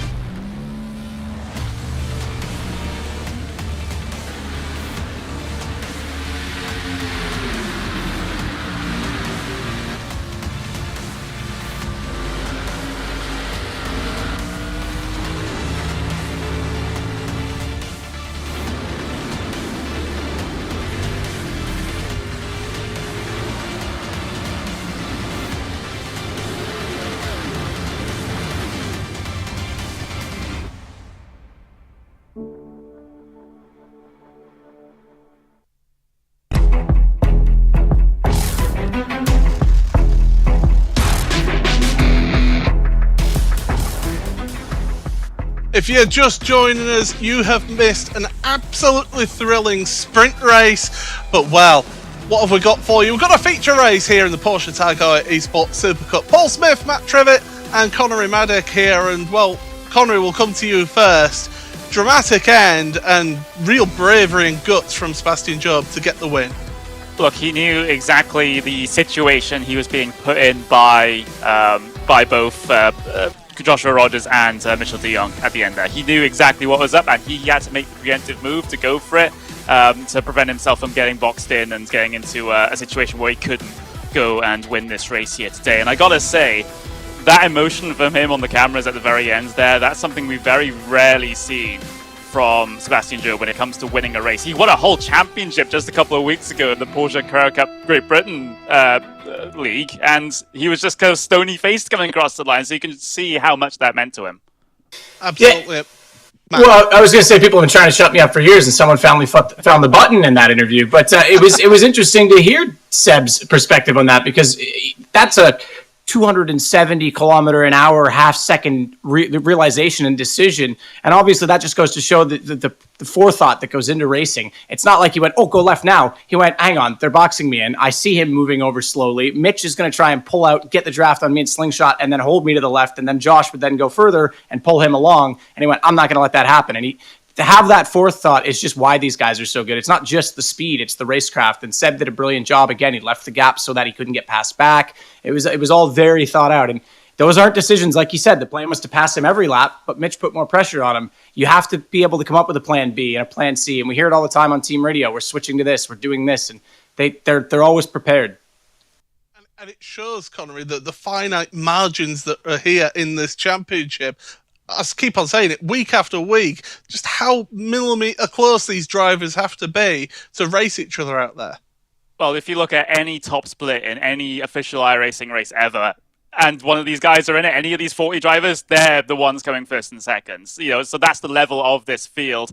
It's absolutely brilliant to see. I hope we get to see more here in this main race, but we've got the grid coming up. Yeah, absolutely. Well, Connery, we'll be hearing plenty from you in this feature race. But we're getting ready, as you say, for the grid here of this race. The top 8 are inverted here.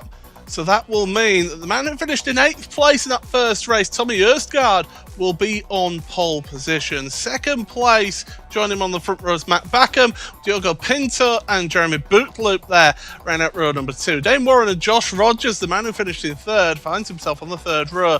Mitchell de Jong, Sebastian Job ran out row 4 with Fluke on La Fuente, Campbell and Giassi on row 6.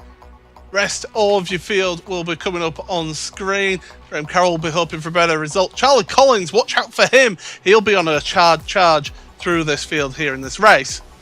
We'll go through the rest of your grid as well. Max Benneker got caught up in that opening incident, and he's going to have to find his way through as well. And one of the driver that will be fighting hard will be Kevin Ellis Jr. and Johan Hart. They'll be pushing hard with Alejandro Sanchez at the back of the field. Drivers getting themselves prepared and set for the start of this one. And Matt, they've got a little bit longer to do in this one. They can just relax a little bit and not push quite as hard this time. In fact, we're going to go to the start of this one because the revs are rising. Away they go for the feature race here. 4 laps of the Nürburgring. Slow start further back means that they're going 4 wide, heading in towards turn number 1. It is going to be Erstgaard to the front. Sebastian Job's trying to make some moves early on here. Cold tyres, cold brakes. These drivers walking a fine line here with adhesion. And moving forward is Job into 6th place, up 2 positions already. But it's Erstgaard, Backham, Bootloop, Pinto's alongside Bootloop there all the way through this first half of the lap. Switch that around. I would say Pinto's the one that's actually getting overtaken on that. He had a very slow drop of the clutch. I'm not sure if he dragged it or was just a bad reaction, but it's kind of left him. He's done well to hold the position, but it's put him on the outside for a lot of this battle. And like you say, he's kind of now getting boxed out and having to just hold on. And the problem is for guys like Joshua Rogers and Sebastian Job, they're right behind this, and they're desperate to get through and get away from each other. Josh wants to try and get a gap, no doubt at this point. Well, we've seen how hard Diogo Pinto races in this championship. As Graham Carroll famously saying, he had to sort of think twice about defending from him. He's a hard charger, but he has put in some absolutely blinding performances in his debut season here. But Joshua Rogers getting the run out the right hand, heading towards the Vidal chicane. And he's going to compromise the line of Pinto into the chicane. That can work out for him if he's careful. You can run around the outside if you're brave, but they're deciding against it. They're holding the line in through the left-hander onto the Nordschleife for the first time. No accident or shenanigans out there, so all the drivers are still running in this race, which is good to see. Yeah, very good so far. Much more orderly off the start this time, and settling into single file by the time we hit the North Loop, the Nordschleife, as we head into Hatzenbach for the first time. Great section. Nice little typical hard-braking point for the first left. A lot of people can lose it there, and then smash the curb for the second right apex. Nice and smooth, but inside curb taken there. Not really necessary. In fact, I wouldn't really recommend it, but now the run down to Flugplatz. Used to be actually a runway, because they would use the little lip, the takeoff section where we saw the jump actually is where the planes would use to help get them airborne back in the day. Well, these cars get themselves out on, as you can see right here. They fly over the hill there. Absolutely tremendous to see those cars at speed. And it's a fast right-hander that sends you through this section. You can use slipstream, you could get up alongside drivers. There's another little lip as they head towards Schadenkrautz there that can also cause your car to take off as well. Going back, there's a car in the background on the grass heading in towards Hamburg. Is that Charlie Collins? That's Schwedentreu. I would not want to be out there. I'm not sure. We'll have to get a replay of what happened, but losing it there, he's lucky not to spear through the grass and either smoke the wall or collect someone else at the breaking point for Hamburg. So that's, I would say, probably about the, crush coal into a diamond with your sphincter at that point. You're going to be clenching so hard. Yeah, it's a change of underpants needed, that's for sure, but everybody's still surviving this one, which is tremendous to see. And, well, out of Adenauer Forest once again, heading in towards the first half of the lap. Still got quite a ways before they reach the halfway point of the lap. This is such a long lap here. It's tremendous racing. It's such a challenge for these drivers. They love this challenge, don't they? There'll be drivers saying, oh no, I don't like this, but secretly they love a challenge like this. Oh, absolutely. I mean, look, there's nothing better than, from a personal satisfaction point of view, a good driver's track. There's great racetracks, but having a good race is what they depend on. But when you get a great race on a good driver's track, oh, it's bliss. It's absolute bliss. And this is great. This train, I would be loving this. This is just pure adrenaline. You're driving on a lot of instinct in this train. Again, hitting your marks is important, but you're really feeling it out and thinking ahead so much every single corner, and it's just awesome. This is the epitome of it. Yeah, out of Exmüller then as they're heading through towards the Lauda Links for the first time in this race. Still the same order at the front there that you will expect to see. That it'll be the run out of Bergwerk then and up the hill. I say up the hill, it's almost a mountain with how much elevation you gain here, up here towards the left-hander at Curve or Bravery Corner. That's where you get the best slipstream. When you're in a queue of cars like this and you're all getting slipstream, it's really the car at the front of the field that struggles and finds out just how more effective that slipstream is for the rest of the field here. Yeah, it's absolutely true, and that's why we touched on the draft battle, and Seb touched on it as well. The other side of it is obviously on Nordschleife, you're the one that has the benefit of two things. One is it's difficult to be overtaken, and you've got the sight lines. You can relax a little bit in the lead, but oh god, as soon as you hit those straights, Kesselschön, and more importantly, Döttinger Höhe, yeah, it's a desperate place to be in. You're the sitting stuck at the front of the field. Man, it's had a pretty good day so far. A couple of decent results. Sitting 11th right now. I see a lot of fans in the chat. Giassi's been doing quite well, so he's obviously got a number of fans because each week I see them there trumpeting his name, and he's on a good weekend overall if he can keep this result going. Yeah, some good solid points for the Brazilian. Also raced Porsches in real life as well, and he is a very talented driver out there. He's gained one position this race. One driver has gained multiple positions. Josh Thompson down in 19th. He's gained 6 positions in the opening of this race. So he's taken advantage of a few issues out there on track for others, and that means that he's been able to gain where others haven't. Johan Hart, I'm seeing on my timing screen, has stopped, and he's already left the race session, so he's had an incident and his day's done, and there's been no points for him here today. That's not what he needed coming into this round in 20th place in the championship. Yeah, that's very disappointing. Again, 20th place, that's the cutoff. He needs to start thinking about points. He loves to be consistent in that. He needs to be consistent in that situation. Beautiful run down to Fanskratten. This is the other jump section. Look at the cars launching into the air. And the nose dipping down into the ground. A sensational shot there. Brilliant camera work here. Does that not look like some sort of acrobatic gymnastics, synchronized swimming? Is that Sebastian? His engine's gone. I'm willing to bet when he uses the downshift, I'm willing to bet he didn't brake before the jump. He tried to roll over it, brake on the compression, and the downshift would have done it. Rare to see an iRacing an engine go, but he's done. Well, I mean, if you happen to accidentally change down 2 gears, you're over that rev limiter, and that's your engine gone. And that's what's happened for the man who was second place in the championship, the man who won the sprint race here in today's event.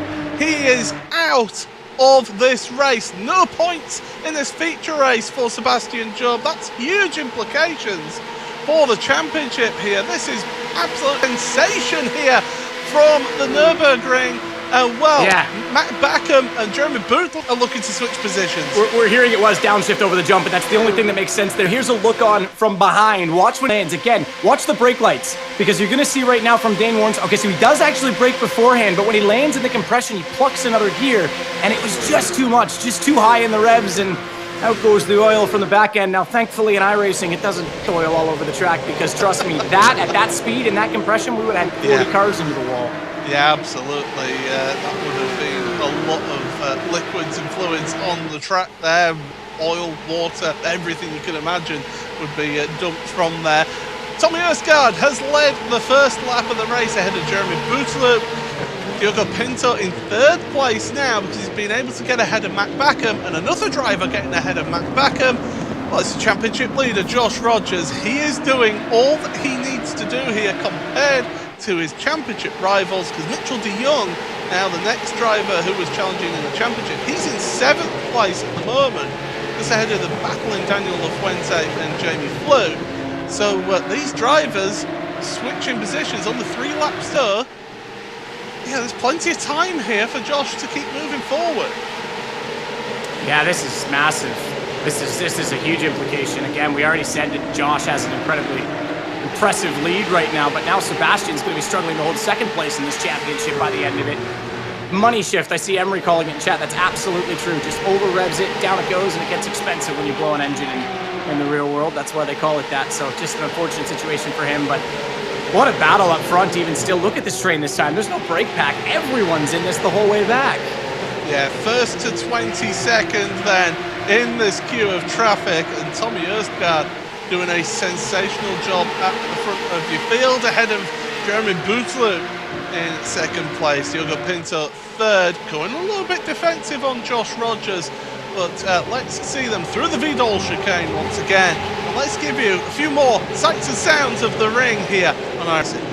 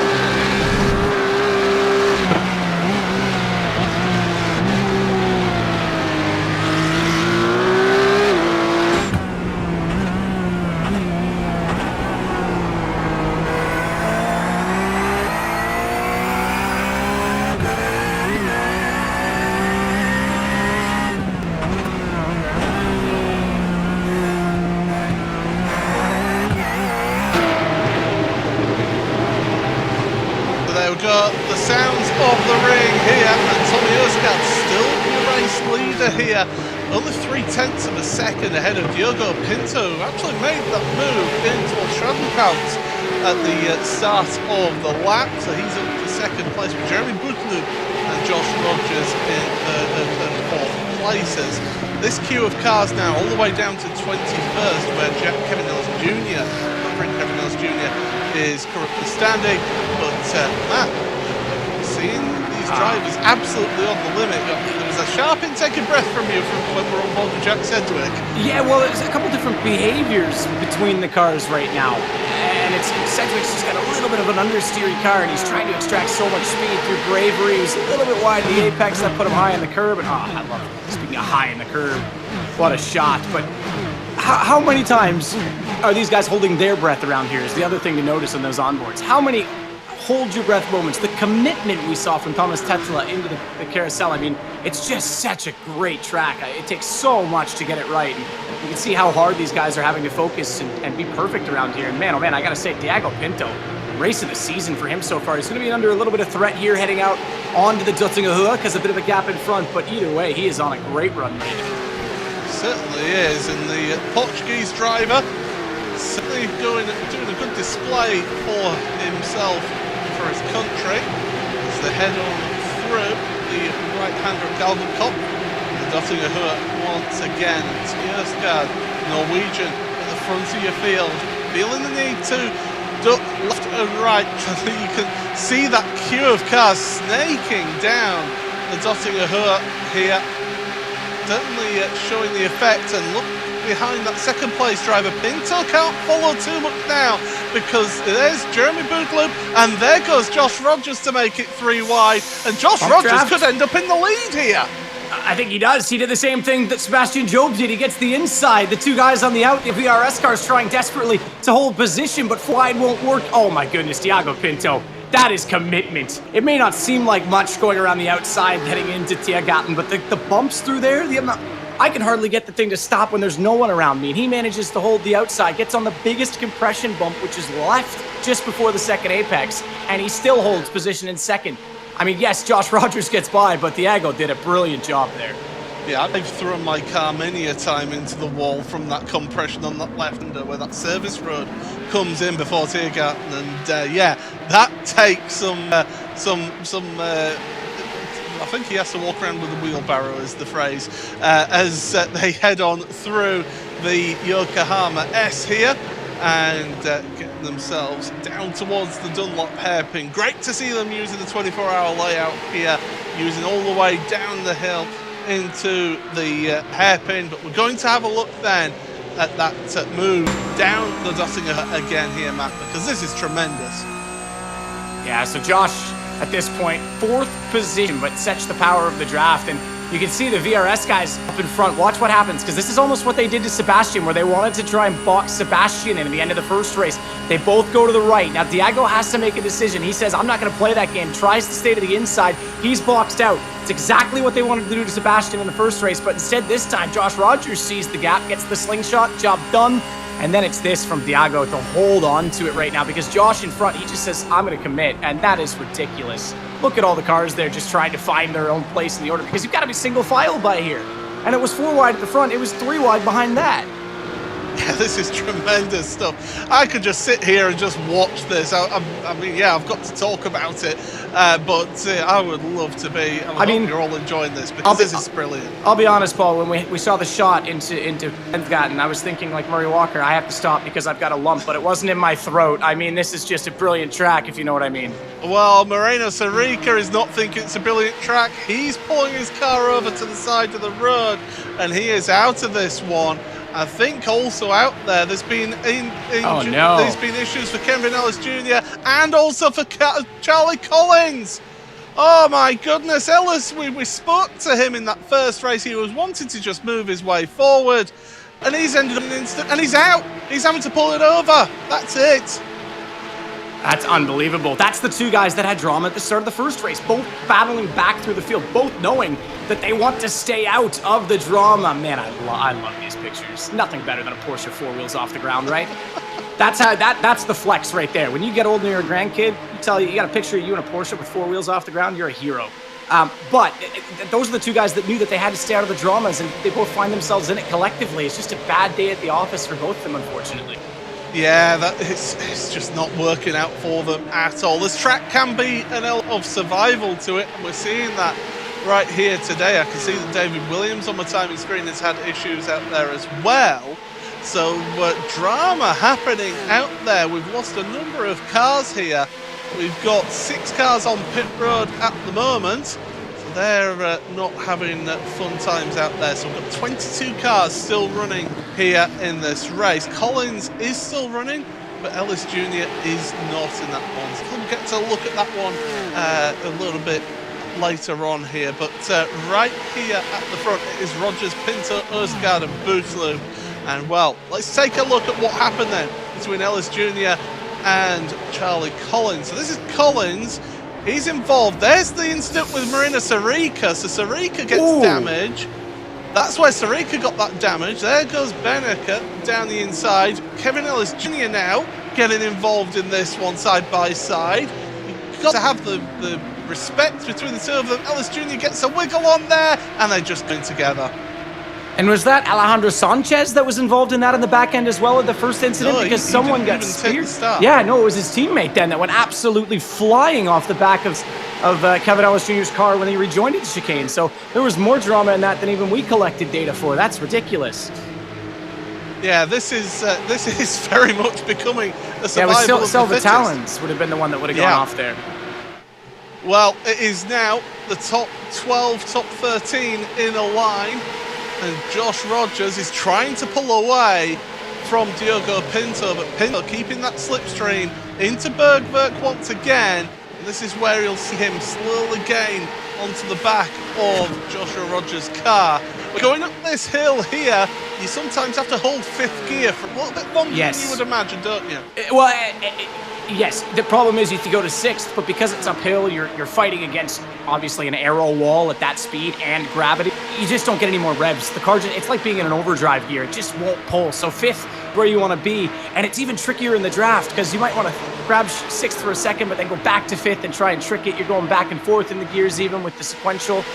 But this is going to be a tough battle to the end of this. 2 laps to go. Remember, 1 more in this feature race, and it's not that. Diego's aggressive. He's a rookie. You think he wants this win, Connery? Oh, definitely. But before we get to that, unfortunately, we have to do something that I don't like doing, which is talk to a driver that has gone out of the race. And in this instance, it's one of your chat contenders. Sebastian, just take me through it, because we saw what we saw in the pictures with you going over the jump and the engine giving out. But what was it like from your perspective? Yeah, rotten luck, really. I had this once in practice, but I assumed it was due to a harsh landing, so I was intentionally braking before the jump every single lap. I did it on that lap as well. I softened the landing as much as I could, but something causes the engine to blow up, and I have no idea what. I don't think it's the downshift, because this car has shift protection, so that shouldn't really be possible as far as I know. Obviously, I'm not an engineer, but yeah, I don't know what caused it. I've had it before. I didn't know what caused it then, but I only had it once, and then I made an adjustment, and it never happened again, and then suddenly it happens in the race. So yeah, I don't really know what else I could have done. I was trying to avoid that happening, but yeah, it still happened. Yeah, it is super unfortunate, especially going from the high highs of you know, pumping your fist coming across the line to win the sprint race, to then to have that happen in the main race here. We'll get a replay up of it in just a couple of seconds, but you know, where does this put your season now? Because of course, you know, you were quite far behind Josh coming into this already, but now it seems like it's an unsurmountable mountain. Yeah, I mean, to be honest, the championship was over for a few rounds now. I've just been aiming for 2nd. Might have to aim for 3rd or 4th now, because as far, well, I've not checked, but Mitchell was probably still in the top 10, I'm guessing, and he finished right behind me in race 1. So yeah, not good. I feel like this has been a really bad year of luck for me, or a few months, I should say, since the season started. Even though I feel like I've personally driven better than I did last year, I always feel like I'm improving, and this season wasn't an exception. So yeah, I just feel like the luck unfortunately hasn't been there. So I just gotta get on with it and try and do the best I can. Yeah, absolutely. I mean, despite the situation, we wish you the best of luck in your remaining races, and hopefully you can come back stronger next season. Yeah, thank you guys. Well, there we go, Paul, and well, the battle at the very front is continuing to heat up, isn't it? Yeah, they were getting very close between Tommy Erstgaard and Diogo Pinto as they're going to be starting the final lap there. Thank you, Connery and Sebastian, for joining us there. But this is the start of the final lap here, Matt, and well, business is about to pick up here for the next 8.5 minutes or so. Yeah, Erstgaard gets by Pinto, but it was late, and I wasn't sure that they were going to get them done. I'm going to go back to the Sebastian thing, and just thinking about it a little bit, and this is where the iRacing devs would have more knowledge on it. I don't think the downshift itself is what did it, but it did perpetrate the issue. So when you do a money shift like that, you have to consider a few things. You're going to get rear wheel locking in a rear wheel drive. You actually want the wheels to lock money shift, because if that locks, it means the energy is no longer over revving backwards into the engine. That's going to cause the over rev, to cause the pistons to fly through the top of the block. The problem is, if you think about tire dynamics, if you're at the crest of a hill and you're more likely to lock, the tire's not under load, it's at less grip. He goes into a compression, the shift gets done, it's under the revs, but between the rear wheel locking caused by the shift energy and the compression of being under braking, it then over revs. So I think the shift goes down and goes in, too much load on the tire, and it over revs. It's not that the shift didn't complete or the shift itself was too high, it was the compression and the release of the diff afterwards that does it. So in real life, that's kind of how it would work. I'd have to find out if that's possible in iRacing, but I still think it is an over rev after the car gets into the gear. There we go. Complex engineering from Matt Trivet, but make sure you give him a call if you ever get any problems with your engine block. Yeah, I won't fix you, but I'll tell you what you did wrong, and then I'll get my mechanic to fix it, because I'm useless, so...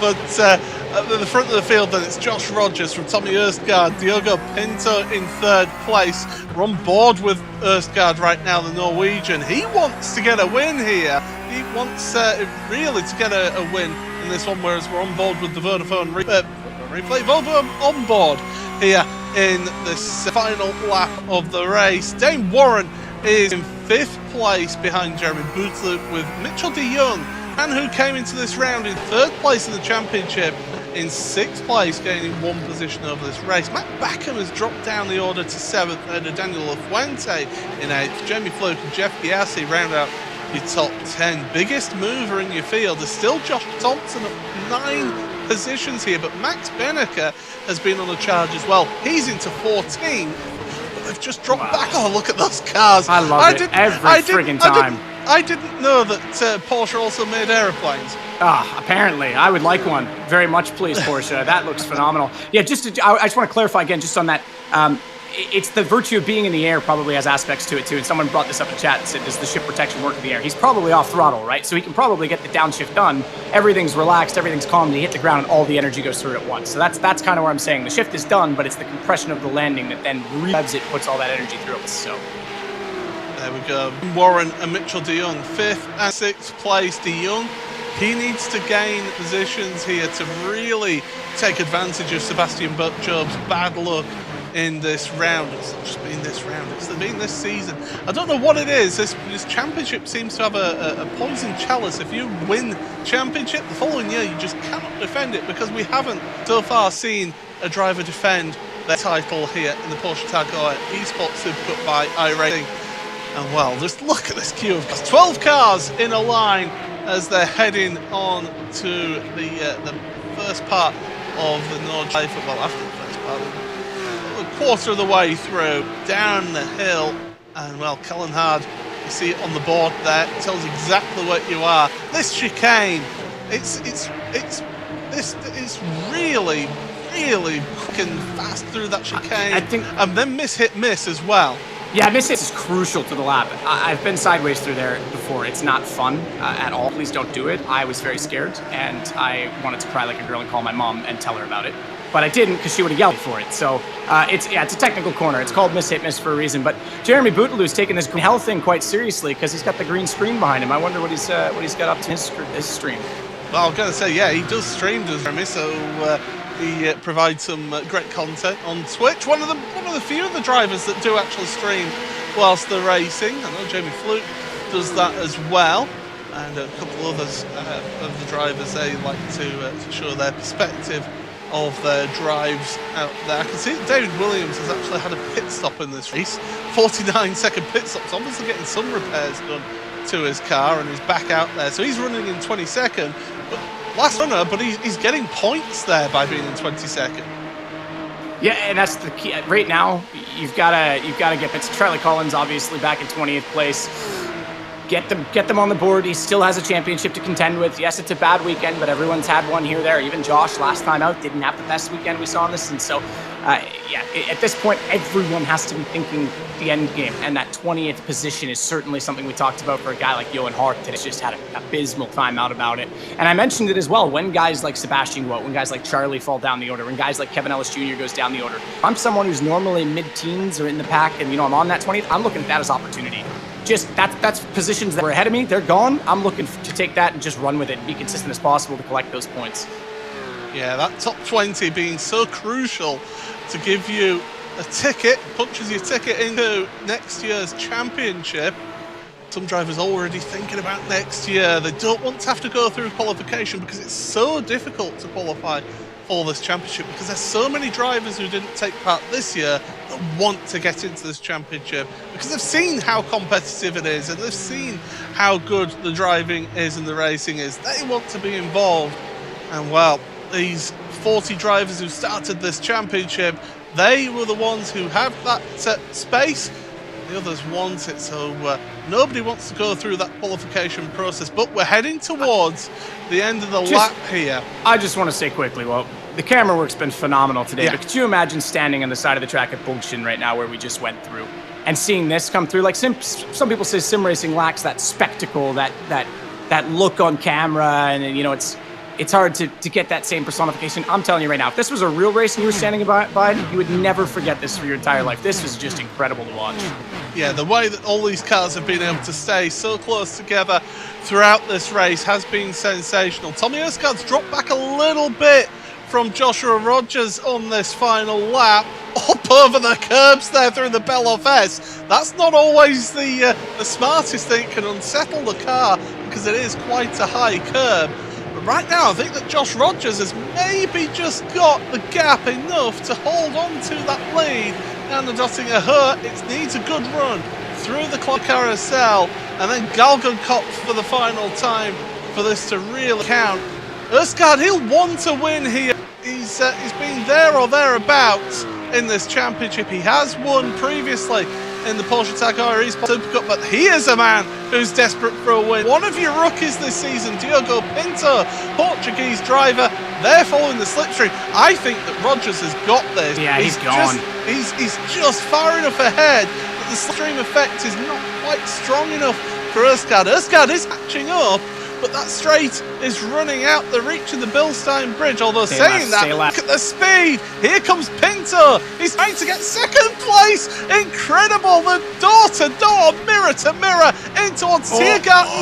Will it be tears at Tiergarten? The answer is no, because Pinto squeezes ahead.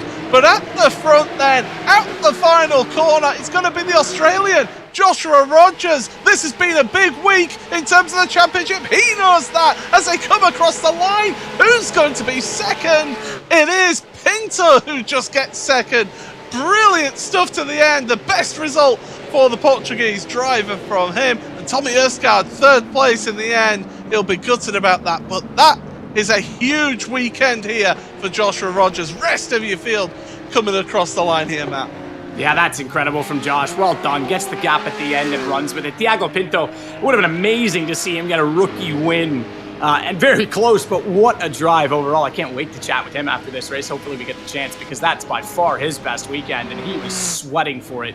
He was working so hard, and yeah, great job from Josh. That's just going to make that championship pretty much, not officially, obviously, and even until we get to the end of the season, it's still provisional, but at this point, pretty much untouchable in the championship run, I think, Paul.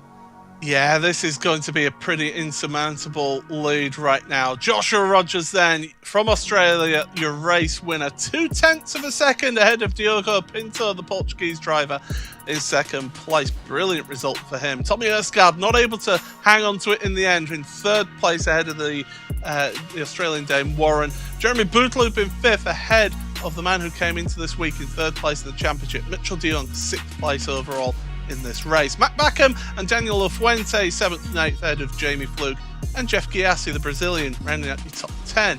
Zach Campbell, the American, 11th. Martin Kronka in the end in 12th place for him. Graham Carroll, 13th. Again, not the best of weekends for Graham. Max Benneker, bit of a recovery drive after the sprint race in 14th, ahead of Maxime Ramstein. Good points for Jack Sedgwick in 16th and Josh Thompson in 17th. With Salva Talon's Charlie Collins will be absolutely gutted about that result there in 19th. Pekka Toivonen and Brian Lockwood, and David Williams is actually still running out there. He is in 22nd place. The rest of the drivers did not finish, and look at that, just 3 drivers in the chance of a championship, but it is a maximum of 170 points available. I think that this was the weekend that Josh Rogers got one hand on that trophy. Yeah, I think you're absolutely right. That is a massive margin of points right now, the biggest margin we've seen in this series. Usually it comes down to the final. I'm not sure Mons is going to matter for Josh Rogers. It's going to matter for a lot of other people, no doubt. Still a very important race, but he might already have it sealed by the time we get there. That yellow bar, I don't know what we're going to call it, like the limbo stick. It had 13 people on the other side of it at the start of this race. So brilliant from Josh Rogers as we head into our Bose post-race show here in a second. Joshua Rogers way ahead, obviously. Sebastian Job's not going to love the fact that that engine let go on him. And like you said, at this point, it's a battle for second, I think, Paul. Yeah, absolutely. The Buzz post-race show then here on the Porsche Heuer Esports Supercup by iRacing coverage. And Matt, you've got your race winner. Yeah, race winner, and does so with a pole position, a second place, which was actually quite an interesting battle at the end, Josh. And then this time, you get 3 cars in one draft, and then you break the toe. Yeah, well, we weren't expecting that, that's for sure, in the feature. I think we knew coming into this race that draft was so strong. Even if you have a massive pace advantage over the other guys, you can't break a mode no matter what you do. So it's all about kind of strategically putting yourself in the right position for the last few laps. And in the sprint, you saw that Sebi and Mitchell put themselves in a better position than I did for that one.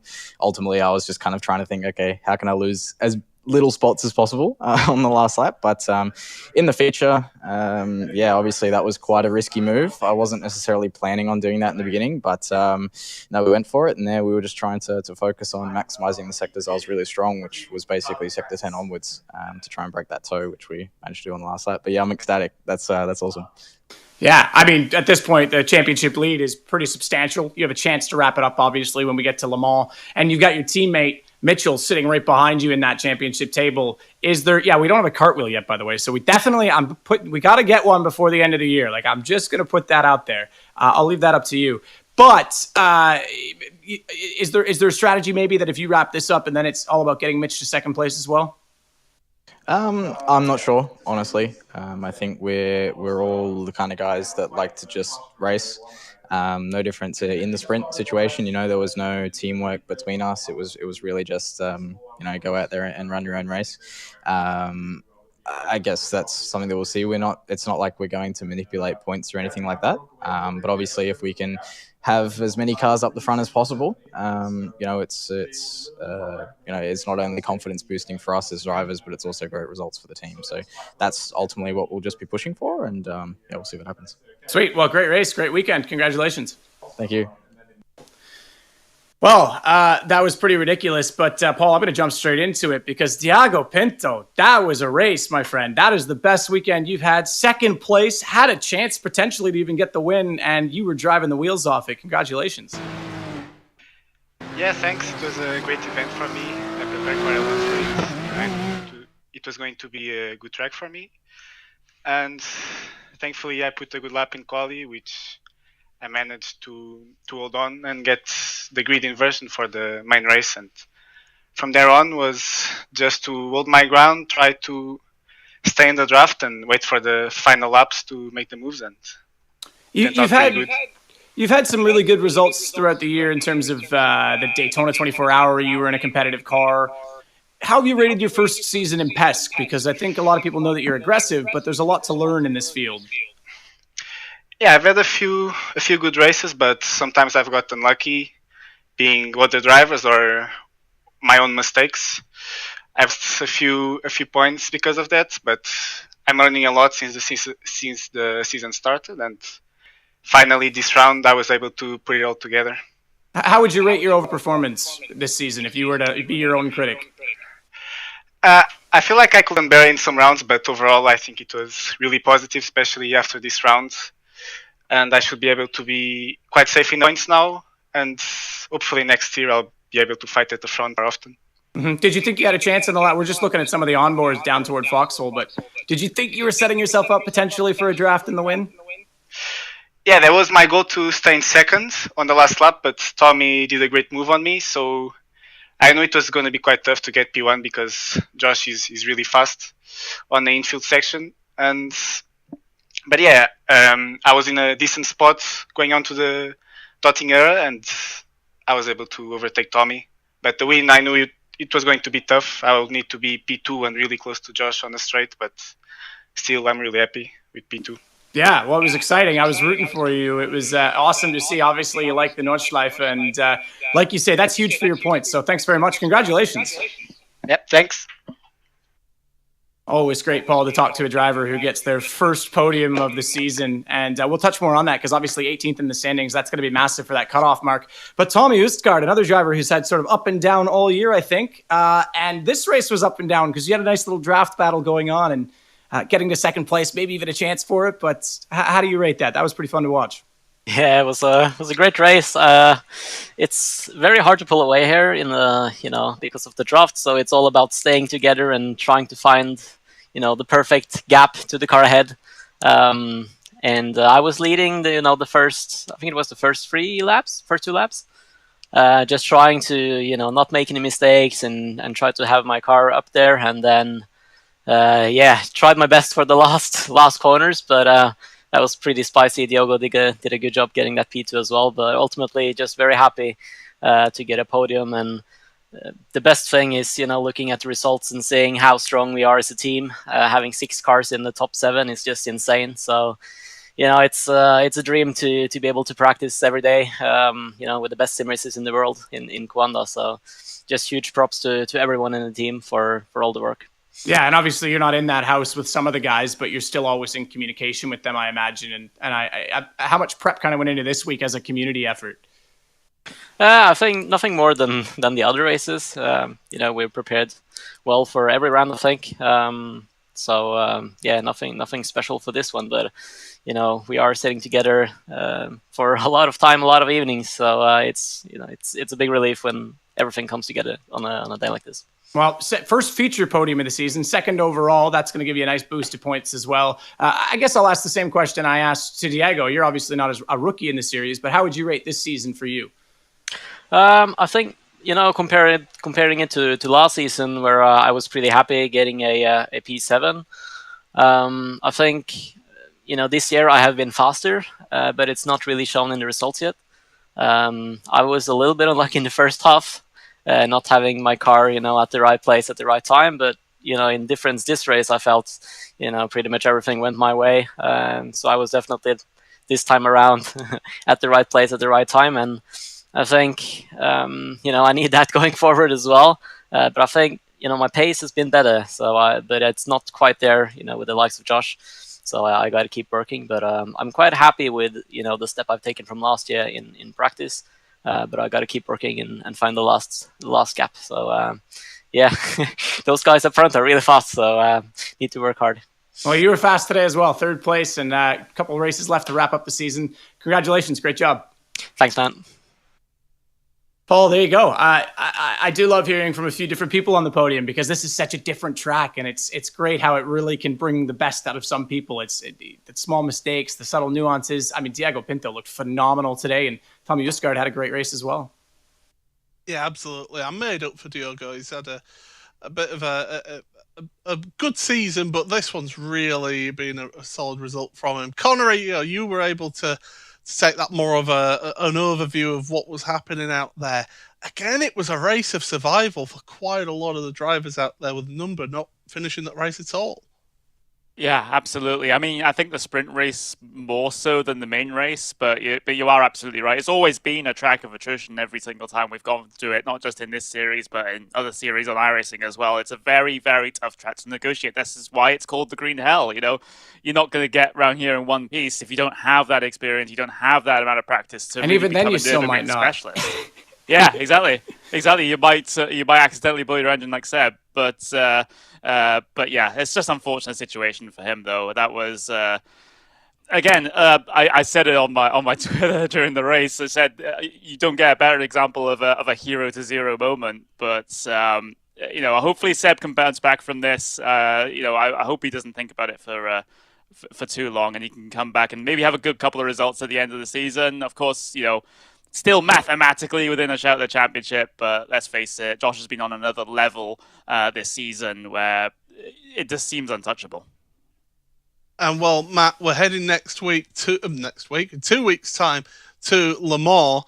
What a tremendous historic venue, and it produces some great racing. It's a different tactical style of racing. There you go, April the 10th. So make sure you get that in your diaries. But Matt, what can we expect there? Just slipstreaming. There's going to be a train of cars. Oh, it's going to be so much drafting, so much passing and repassing, and I think it'll get a little cheeky. It's going to be interesting because people will be lifting near the front to try and get themselves the position. The guys at the back are going to be staying on it. I think as well we need to start focusing a lot on guys like Martin Kronke, Diego Pinto, Jeff Giassi, Jamie Fluke, Selva Talons, David Williams, those guys that are close right now to 20th. Our front end battle seems to be sorting itself, but that's going to be really important in the next two races for who's going to requalify for season 4. There you go. April 10th. Make sure you check that out. The same place as always. Thank you very much to everybody on the broadcast. Will Vincent, Connery Maddock, Matt Trivett, and myself, Paul Smith. Of course, if you want to start your iRacing career, check out iRacing.com. Every day is a race day on iRacing. Coming up next on the iRacing Twitch channel is continuing coverage of the iRacing 12 Hours of Sebring powered by VCO. But today, at the Nürburgring Nordschleife, did Josh Rogers get one hand on that championship trophy? From everybody here, it's goodbye.